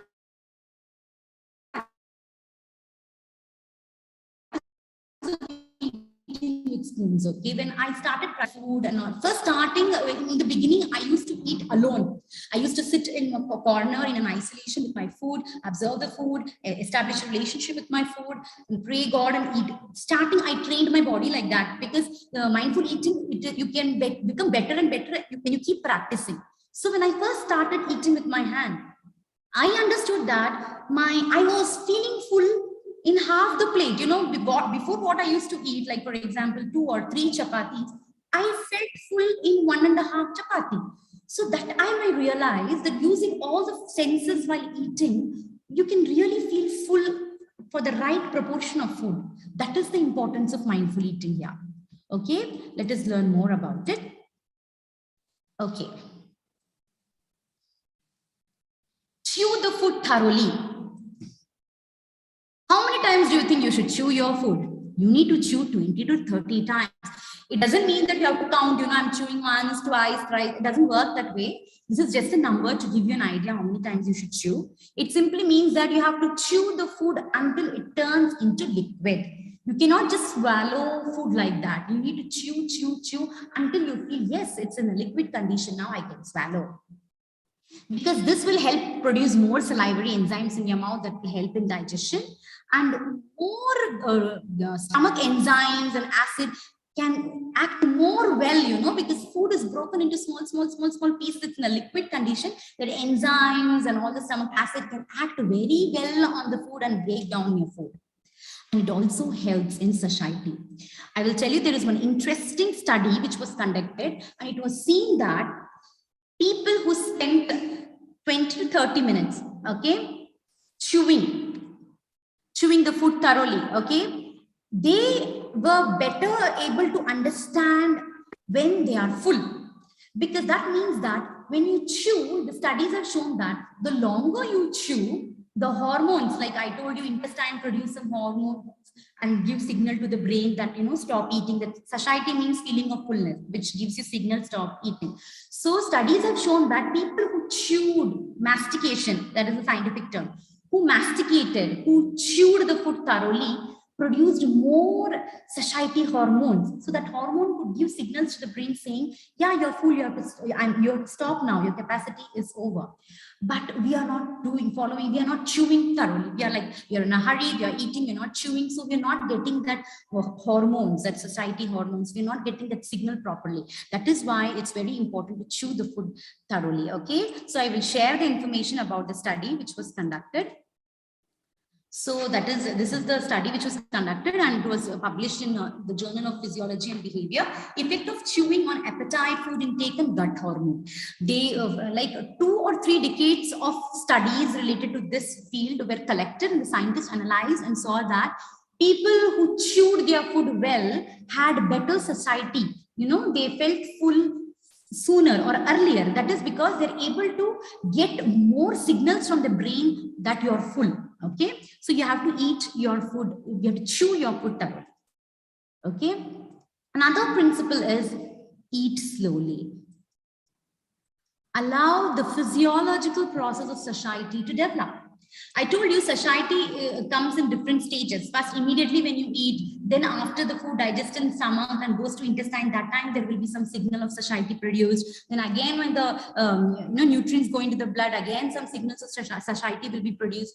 So eating slowly will help you to establish that physiological process, especially the first signal that is from the stomach to brain. That signal will go to the brain only when you eat slowly, when you allow the brain to understand the signal which your stomach is giving. So eating slowly will help in early satiety. Satiety means feeling of full, okay? And then prevents eating beyond the stomach capacity. Spend at least 20 to 30 minutes for eating the meal, and please eat small bites, thoroughly chew it, and stop between each bite. So this all comes under mindful eating. So what happens when there is a food in front of you? Please take out 20 to 30 minutes. Rest other work can wait, but your food has to be given priority, because when you eat like that, you will know that you are not eating too much, because you are when you give time for the brain to receive signal from the stomach that it is full, you will feel full. If you're not allowing that time, you're eating fast, the brain is unable to sense the signal. So how will it tell you to stop eat? So people eat in 5 minutes time, 10 minutes time. No, eat for 20 to 30 minutes. Eat for 20 to 30 minutes of time. Eat till the brain, you get a signal that you are full. You allow the brain to get the signal that you are full, okay? So let us learn more concepts about it. So here is another interesting study. So here the studies, eating slowly led to decrease in energy intake within the meals in healthy women. So the scientists studied among healthy women who ate slowly, people who ate for half an hour's time a meal, and some people who ate the same meal, like, for a shorter period of time. They have observed that people who took longer period of time, they consume less food, because they understood when they are full, when their stomach is full, because they are allowing the brain to get that signal. That is why slow eating is very important. Start with small portion size. You have to always start with small portions. Start with only one chapati. After eating one chapati, ask yourself whether you should really eat another chapati. You should always start with small portion. This helps to not exceed the stomach capacity. It controls the calorie intake. It prevents gastric distension or stomach enlargement. I will talk about that later. It prevents symptoms like indigestion, hypergastric secretion, bloating, and abdominal pain. I will give you an example, okay? Okay, please post. Okay, fine. I will give an example here. Imagine a blender or a mixer grinder in your house, okay? You are filling it with some food to grind it. You want to grind some food. You are filling more food. You're overloading that mixer grinder. Imagine you're doing something like that. So what happens? Will that mixer grinder grind the food? No, right? It cannot grind or churn the food completely, because it is overloaded. The same story with your stomach. You cannot eat too much that the stomach cannot digest it. It needs, you have to leave some space in your stomach to digest your food. Okay. So if you're not allowing any space in your stomach, you're stacking the food. There is this offer, right? This buffet system, you unlimited food for so many rupees, and people just eat mindlessly. So they're stuffing, they're putting so much food in their stomach, they're filling it to the brim, that the stomach doesn't even have space to move or churn or mix the food. Please don't practice that. And over the period of time, your stomach gets enlarged. So the stomach can send signal to brain through a vagus nerve, right? That vagus nerve will get stimulated only when your stomach expands and comes back to normal size. Then when you eat food, it again expands, then that nerve will get stimulated. But imagine over the period of time, you've been eating, overeating, your stomach is always enlarged. Then that vagus nerve will not receive the signals. The vagus nerve will receive signal only when the stomach comes back to normal and just expands a little. But if it is expanded all the time, it's like now your stomach is forever extended, forever enlarged. Then that nerve cannot send stimulus to your brain. That is why overeating over the period of time, you will not understand whether you're full or not, because your stomach capacity has increased. Okay. So let us learn more about it. Avoid overeating and provide space in stomach for digestive process. Imagine this is your stomach.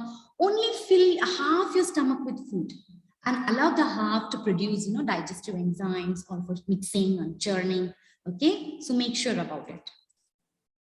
Then very important, please establish proper meal time. You have to eat at regular times. We have to prepare a timetable and eat on time. Here I will give an example of housewives. Housewives wake up in the morning, they have a cup of tea, they are so busy with household chores and cooking, they pack boxes for their children and husband, and they skip their breakfast altogether, and they have their meal directly during lunch.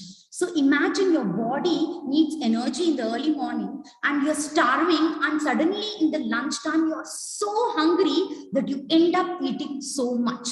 That is why please don't overstarve yourself. I'm busy, I will skip my breakfast and have my lunch directly. No, I will skip my lunch and have my dinner directly. That is what happens when you're at work. You are unable to find time for lunch. Then on the way back home in the evening, you're so hungry that you see a pizza shop, you see a benne dosa shop, or you see a Indian chaat samosa shop. You feel the urge of eating because you're so hungry, you skipped your lunch. So that is the problem. In mindful eating, you need to establish a proper meal time. Take out time for your food, even if you're very, very, very busy. Okay, so have a proper meal time. Okay, so that is very important. Another important thing here is avoid episodes of starvation and overeating. That is what I told you. Skipping meals can increase the hunger and lead to overeating the next meal. So be careful about it. Time restricted eating. This is very, very interesting concept. Dietary approach in which all food is eaten at regular intervals in 10-hour period during the active phase of the day has proven to have many health benefits. So what does it mean? So it is, we have 24 hours in a day, right? So our trend should be, the eating habit should be such that you're eating only for the first 10 hours, okay? Like when it is a day. We all have a biological clock, right? It is called circadian rhythm. It is 12 hours day and 12 hours night clock, right? So our body's digestion, our body's digestive enzymes function well and are at peak performance when it is day. That is why in Ayurveda, it is said that you can digest food as long as there is sun on the sky. So our ancestors as well, the hunters-gatherer society, millions of years ago, they used to hunt animals for their food. So in the evening time, they cannot hunt animals because it used to get dark, but they could not see anything. So they used to come and they used to sleep early. So your last meal should be before the sunset, okay? I will give my own example. I eat my last meal, that is my dinner, at around 7 p.m. because I have to travel home. So by the time I reach home at 6:30, and by the time I start my dinner, it is 7 p.m. So once I'm done with the dinner at 7 p.m., I do not eat anything. Nothing at all. No fruit, no milk, no yogurt, nothing. That's my dinner and I'm done for the day at 7 p.m.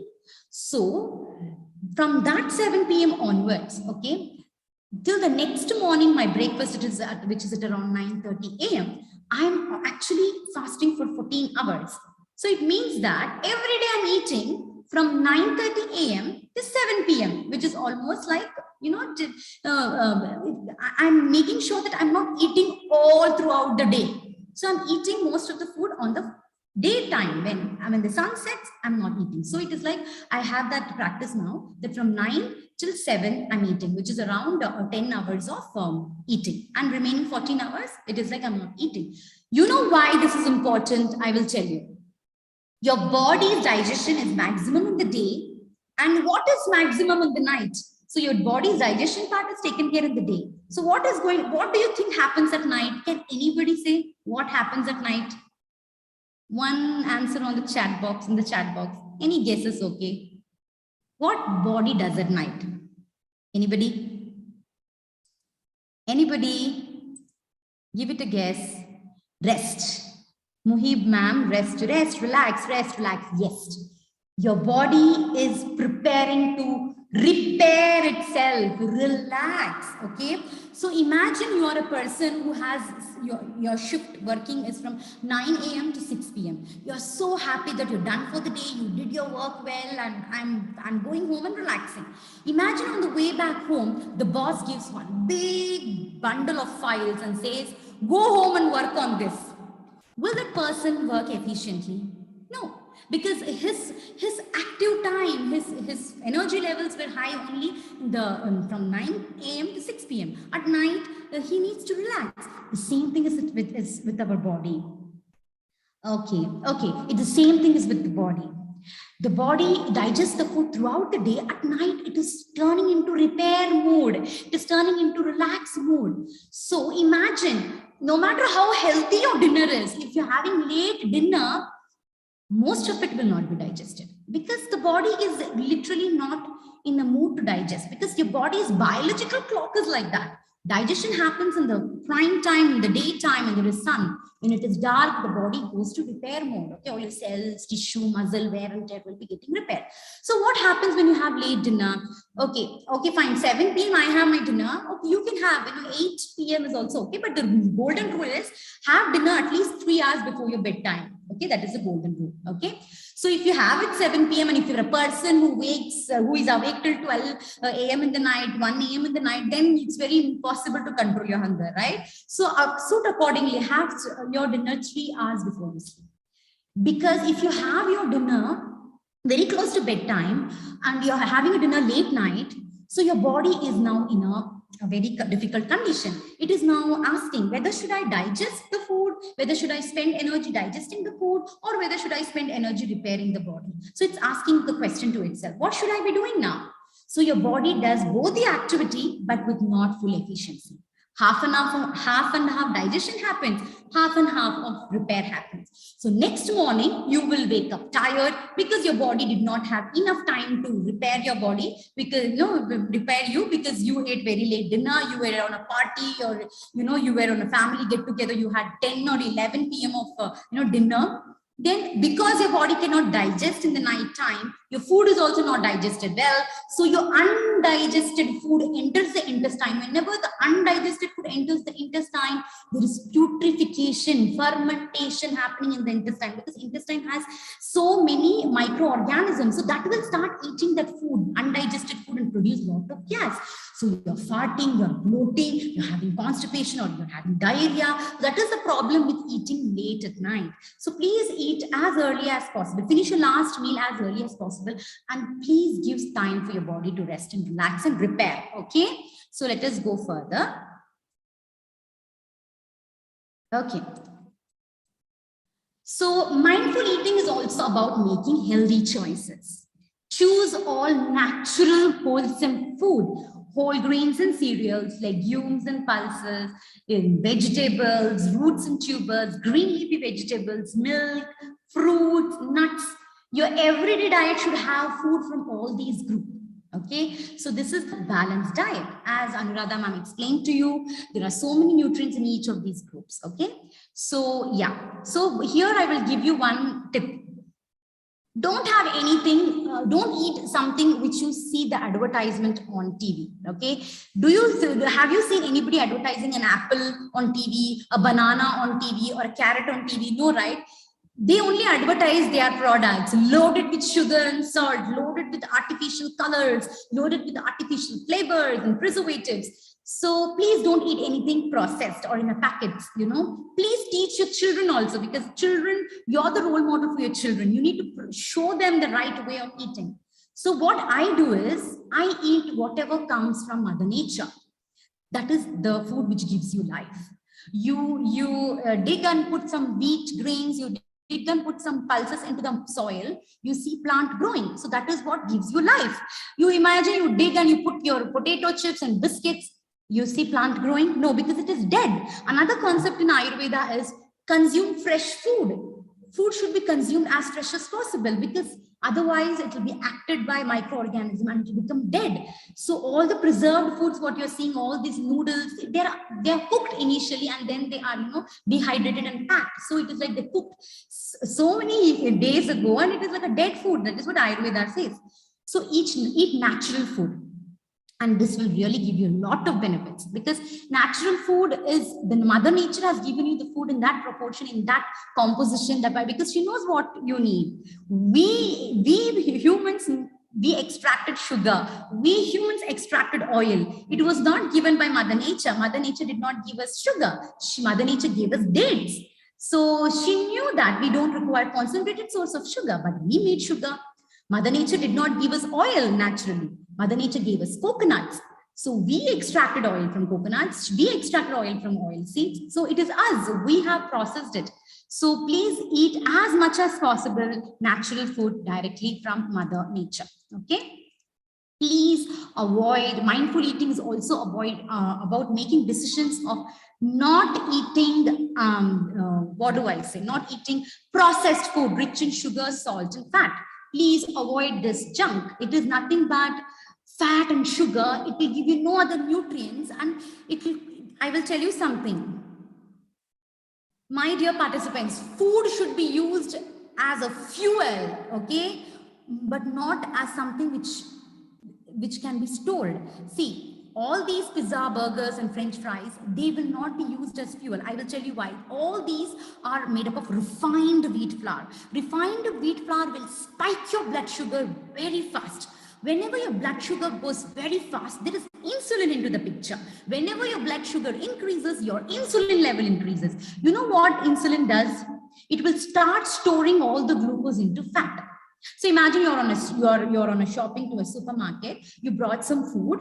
Some food you keep on the table to use immediately. Some food you keep in the refrigerator to use in future. And some, even if there is a lot of food remaining, you store it in the freezer. Our body is like that. You eat so much that, and you eat so much, and there is so much glucose in your blood. If some glucose will be used for your current body activity, like for your organs to function or whatever physical activity you're doing. Some will be stored as glycogen. That is also a form of a carbohydrate. It will be stored in future if you are starving or exercising to be used. Even after that, in the muscles, it will be stored, okay, glycogen. Even after that, if there is glucose still remaining, so the insulin will convert that glucose into fat and store in your adipose tissue. These French fries, pizzas, burgers, ice cream, they all increase your blood sugar very fast because they don't have fiber. So your insulin is high, your body fat goes high. That is what happens. So please avoid eating all this food because they will be used as fat storage, not for fuel. Okay. Then there are many other things about mindful eating. Is you have to pay attention to the body sensation of eating. So I will tell you, you have to see what is happening to your body after eating the food. This helps identify food intolerances or wrong food combination in the gastrointestinal tract. I will give you an example. Fruits should never be consumed with a meal containing cereal, pulse, and nuts. This is my most important message to all the participants. Please don't eat fruits immediately after your lunch or breakfast or dinner. Fruits should be eaten alone. Like for example, in between your breakfast and lunch, in between your lunch and dinner, or during the bedtime. It should never be combined with cereals, grains, and pulses. Can anyone say why? Any guess why? Anybody? Or I will go straight to the answer. Anybody? Because the vitamins are absorbed more when your stomach is empty.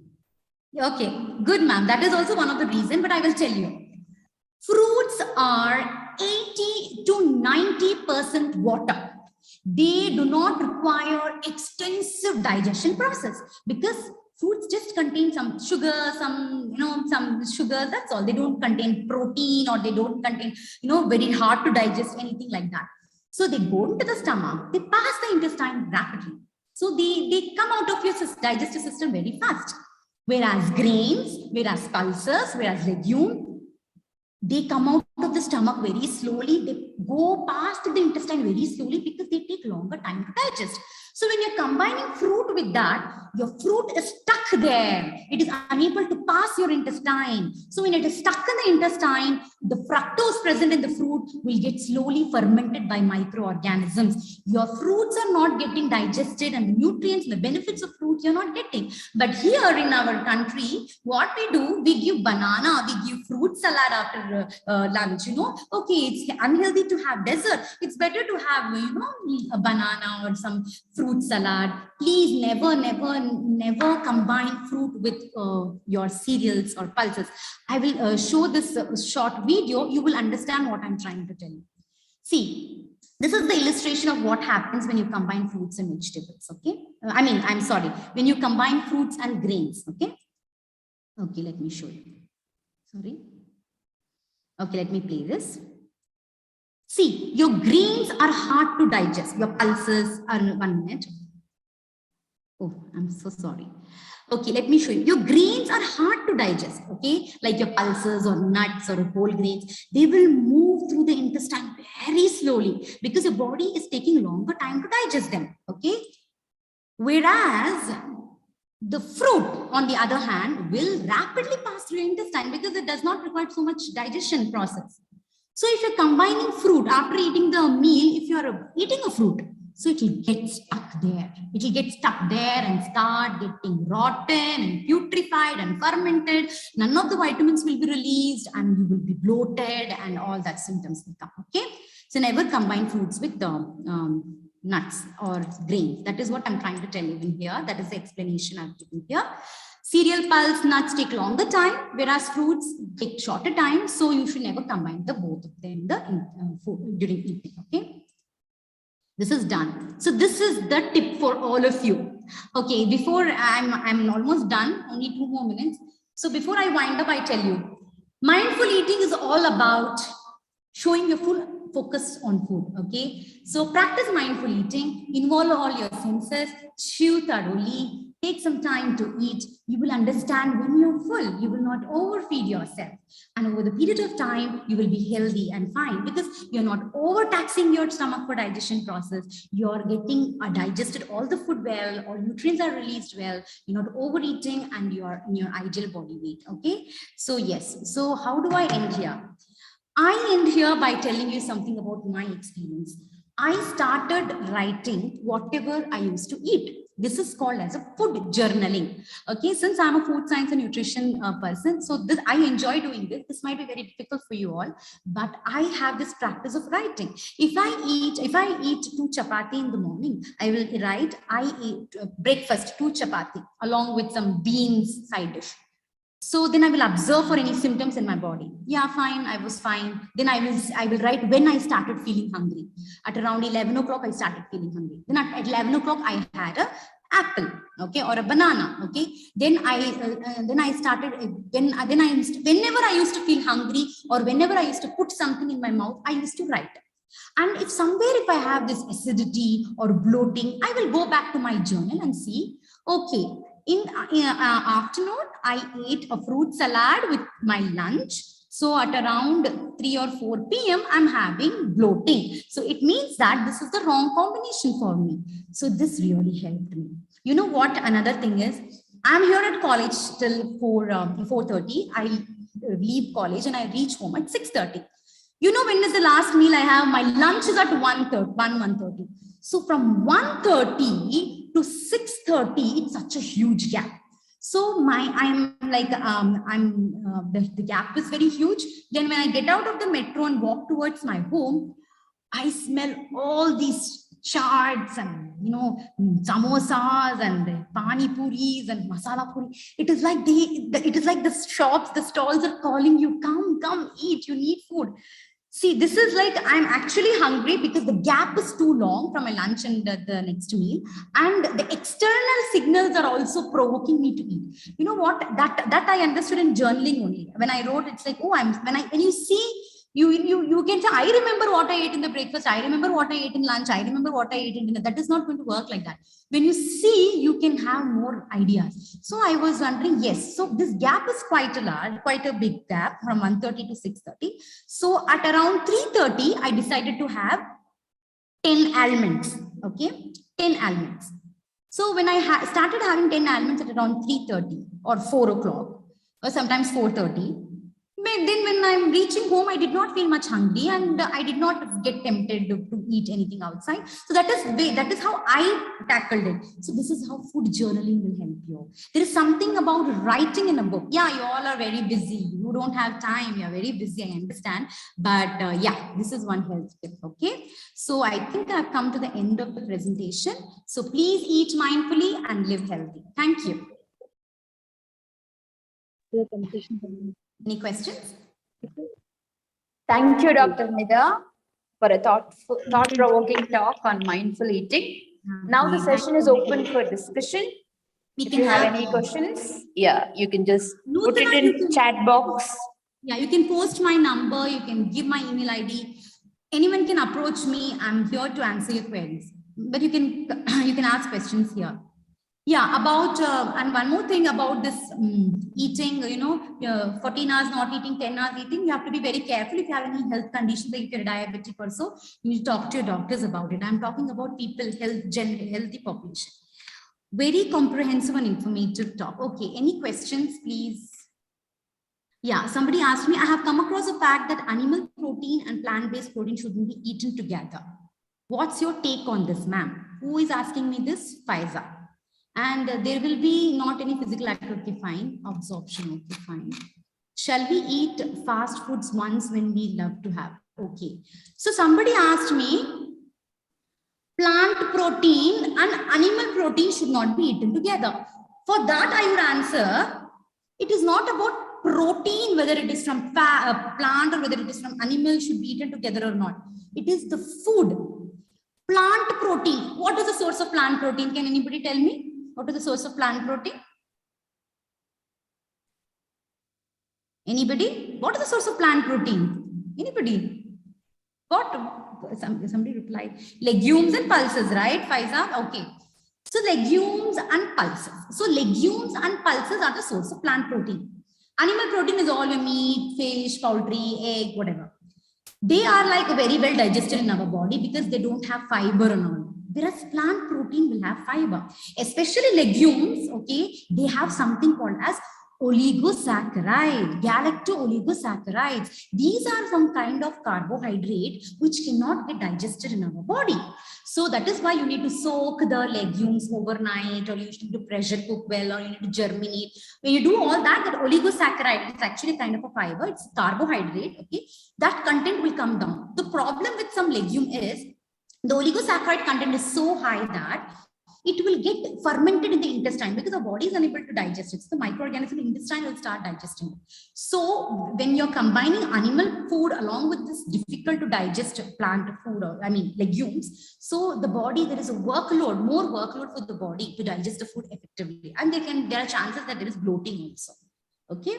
One more question is there any problem when we sleep during noon time once after food? Who has this? Sri Lakshmi, right? I will tell you. Yes, ma'am. You know what? Sleeping, there is something, I want you all to Google it, something called siesta time. You see something about siesta time. Siesta time is, in many countries, they give 15 to 20 minutes break after food, lunch. That is because they're allowing your body to digest that food. Okay, that is the time where you have to just relax. You should not sleep, because when you sleep, then your stomach, the position of the stomach is such that you can feel that the food can come back to your windpipe or so. That is why you have to eat half stomach. That is the concept, right? So in that siesta time, people just relax. They relax. They don't get back to work immediately because you're giving the body the time to digest the food. When immediately after the lunch you're starting to work, you're moving your hands and legs, you're using your brain to work, then all the blood circulation will be diverted to your hands and legs and brain, and the blood circulation towards your stomach will be low. So that is the problem. That is why you have to rest for at least 15-20 minutes after lunch. That is what is suggested. Okay. Somebody asked me, is there any problem? Okay, ma'am, as you told, don't combine fruits with nuts, but sometimes they add in fruit salad, faluda. Exactly. That I'm here to spread that awareness.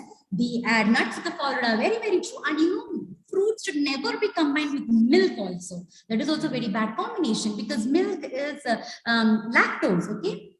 Okay, 1 minute. Nutana is asking my mail ID. I will type in the chat box. Okay. So milk is lactose. Some people cannot digest lactose. So lactose and fructose is a very deadly combination. Fruits have fructose, milk has lactose. So you drink this mango lassi, mango milkshake. It is actually not good for many people because they cannot digest it. It will get fermented in the intestines. You get bloating and all. I'm so happy that you're understanding some concepts. I'm so glad you're asking all this. Everyone says milk is good for health, but if people have some lactose issue, then how we can take it? Yeah, milk is good. Our Indian bodies are quite adjusted to milk, but there are some people, that is why I told you, journaling is very important. Suddenly in a day, you're feeling acidic or you're feeling bloated, you just go back what you just ate previously. Then you can relate what food is causing you intolerance. For different people, it is different food. For me, if I drink coffee, I have all signs of acidity. So for me, coffee stimulates acidic production. So I avoid it. So you need to be mindful about what food cause problem to you. If people have lactose intolerance, then you're not supposed to have milk. Okay, you're supposed to have almond milk or coconut milk. There are many other sources of milk. Nowadays people don't drink milk because they feel that there are lots of hormone injections given to the cows which is secreted in the milk. So many people are going lactose free. When should be water taken while eating food before middle? Okay, Muhib Jan, yes, this is another interesting concept. Never drink water with your meal. Another important thing which I missed mentioning, and thank you, Muhib ma'am, you brought this up. See, when you eat something, you need digestive enzymes which are produced in your stomach. So when you're drinking water, like 1 glass of water, so the digestive enzymes are getting diluted. The effect of digestive enzyme is not powerful. You know what is the problem with Indian food? We make the food spicy, salty, chatpata, a lot of garam masalas that we feel like drinking water. There is an urge to drink water, right? So please make the food less spicy. Try to relish the natural flavors of the natural food which Mother Nature has given, right? So that is the problem. So if what to do if you're eating spicy food, just 1 or 2 sips is okay, but never have a glass of water. Water can be eaten anytime, 1 hour after, 1 hour before food, but not with food. Okay. I hope I have answered it. Suggest some natural vegetable or food which can be consumed as raw material that helps for your hair growth and skin maintenance. Anusha, I will tell you something. Here, I think after this we will wind up. I don't know if there are more questions. Please approach me on a personal window. First, let me post my mail ID here. You can note it down. Okay. Anusha, I'm getting back to you. It's breaking, Nida. Oh, is it breaking, ma? Oh my God, I typed 1 minute. Let me, at gmail.com. I'm copying my mail ID and pasting it in the chat box so that people can approach me or, okay. Okay, so Anusha, if you want to have healthy skin and healthy hair, it is not just fruits or vegetables, it's your overall lifestyle which matters. You need to sleep well, you need to drink water. For your hair and skin, the most important nutrients are protein, zinc, vitamin C, vitamin E. So all these nutrients are very important, okay? So you need to consume all these foods, okay? You need to consume protein-rich foods also. You have just asked fruits and vegetables. See, yes, you need to consume a lot of natural foods, especially the natural colored fruit, vegetables, like your beetroot and spinach. You know, one more important thing, your hair, right? Your roots, they need oxygen. Only then they can grow. That oxygen can be there only if there is enough iron in your body. So you need to eat iron-rich foods also. So you need to eat lots of greens. So greens, very, very important. You have to eat at least 100-gram greens every day. There are like so many recipes online about greens. Don't overcook it, okay? There are like so many recipes about greens, how to consume. Then another important thing is B complex vitamins are also very important for your hair, because without B complex vitamins, our body cells cannot get energy. They are part of our electron transport chain, etc. That is how we get our energy. So B complex vitamins are very important, and that you get by from all milk and milk products and whole grains, etc. Fermented food will have more B vitamins. That is why yogurt, curd are very good for B vitamins.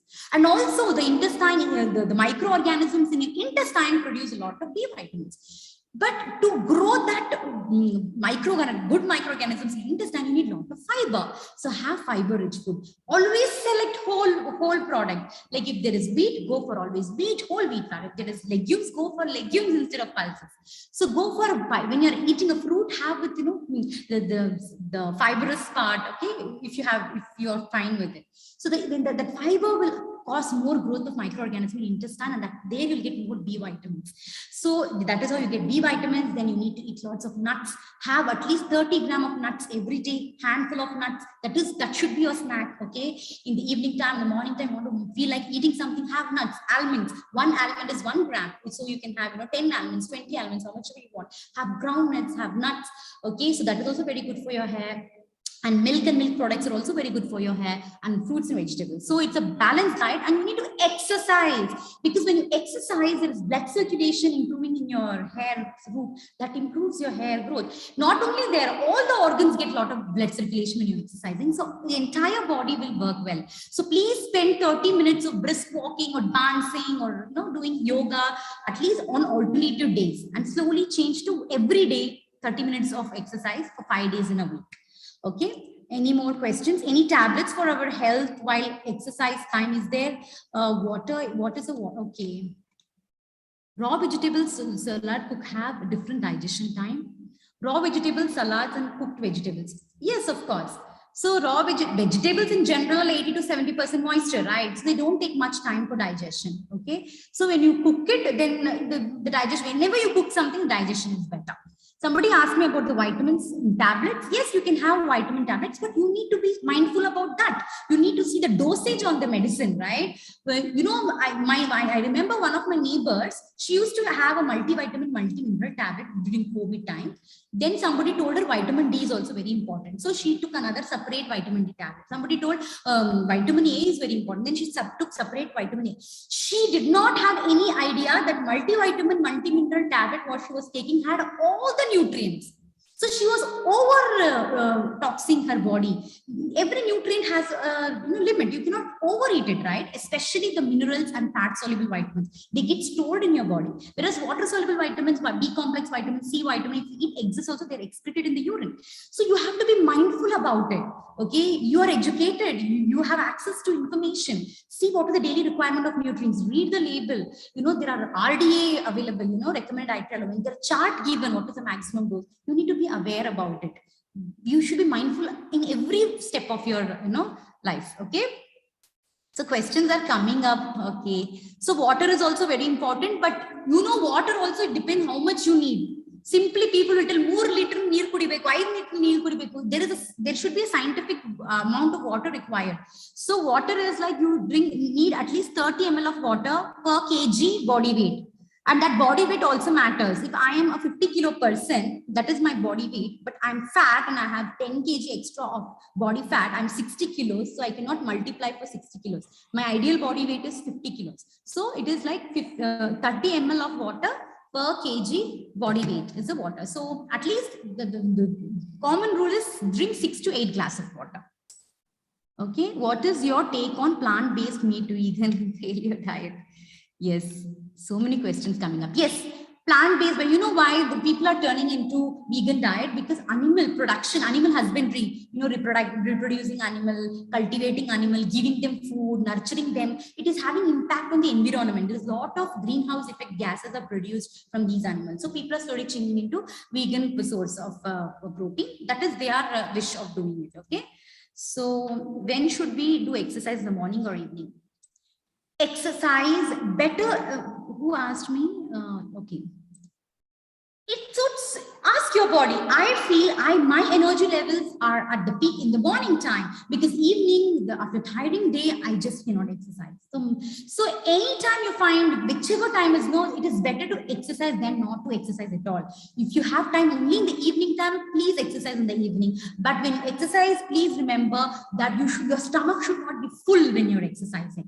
You should exercise in empty stomach, but you need to have a fruit before exercising, because that fruit, a banana or an apple, will increase your insulin levels or glucose level to support your exercise activity. Then immediately after exercise, you should not have food. You have to give at least 30 to 1 hour time gap. Okay. After food, if you want to exercise, you have to give at least 2 hours or 3 hours gap. If you have eaten very difficult to digest food like non-vegetarian food, you need to give at least 3 to 4 hours gap after your food to exercise. Okay. I think more questions. Thank you. Thank you, participants. Yeah, for raising doubts. Yeah. Thank you. We can have one more session On this. Yeah. I'm here to spread the awareness of healthy eating. You can text me, mail me. I'm there to clear the queries. Dr. Nida, give your mail ID to the audience because I don't have your mail ID. I have given in the chat box. I think I will copy again and paste it. Yeah, they're asking. So, yeah, now it's time to wind up. Yes. Today evening, we have a talk on mental wellness. That's at 6:30 p.m. by Professor Padmashri Murthy ma'am. So please do attend that session in the evening, 6:30. Thank you all the participants. And I once again personally thank Dr. Anuradha ma'am and Dr. Nida for accepting our invitation and delivering the talks.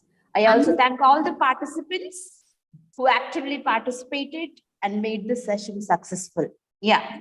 Yes, Nutana, thank you. And I thank you for efficiently conducting this webinar. And before winding up, I would like to sincerely thank Anuradha ma'am and Hindu ma'am for giving me this opportunity to share my insights and knowledge. Thank you very much once again, ma'am. Thank you. Yeah. Thank you, Nida. It was a wonderful And session. yes, participants, please, we have given to us, give us your good feedback. It's there in the chat box. Ma'am? Yeah. Yes. Indu We ma'am? can close it Can for morning the- session. Yes, ma'am. Yes. So Yeah. once again, have a great day ahead. See you all in the evening at 6:30 p.m. with Dr. Padmashri ma'am. I think all are getting hunger pangs now. Please have mindful lunch. Both.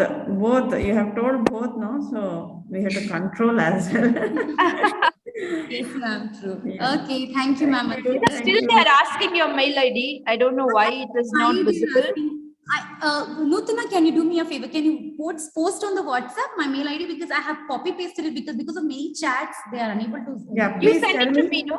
You send Okay, I it will to me. WhatsApp you. I will WhatsApp. Okay, ma'am. Yeah, then I'll just text it there. Okay, thank you, Nutana. Thank you, ma'am.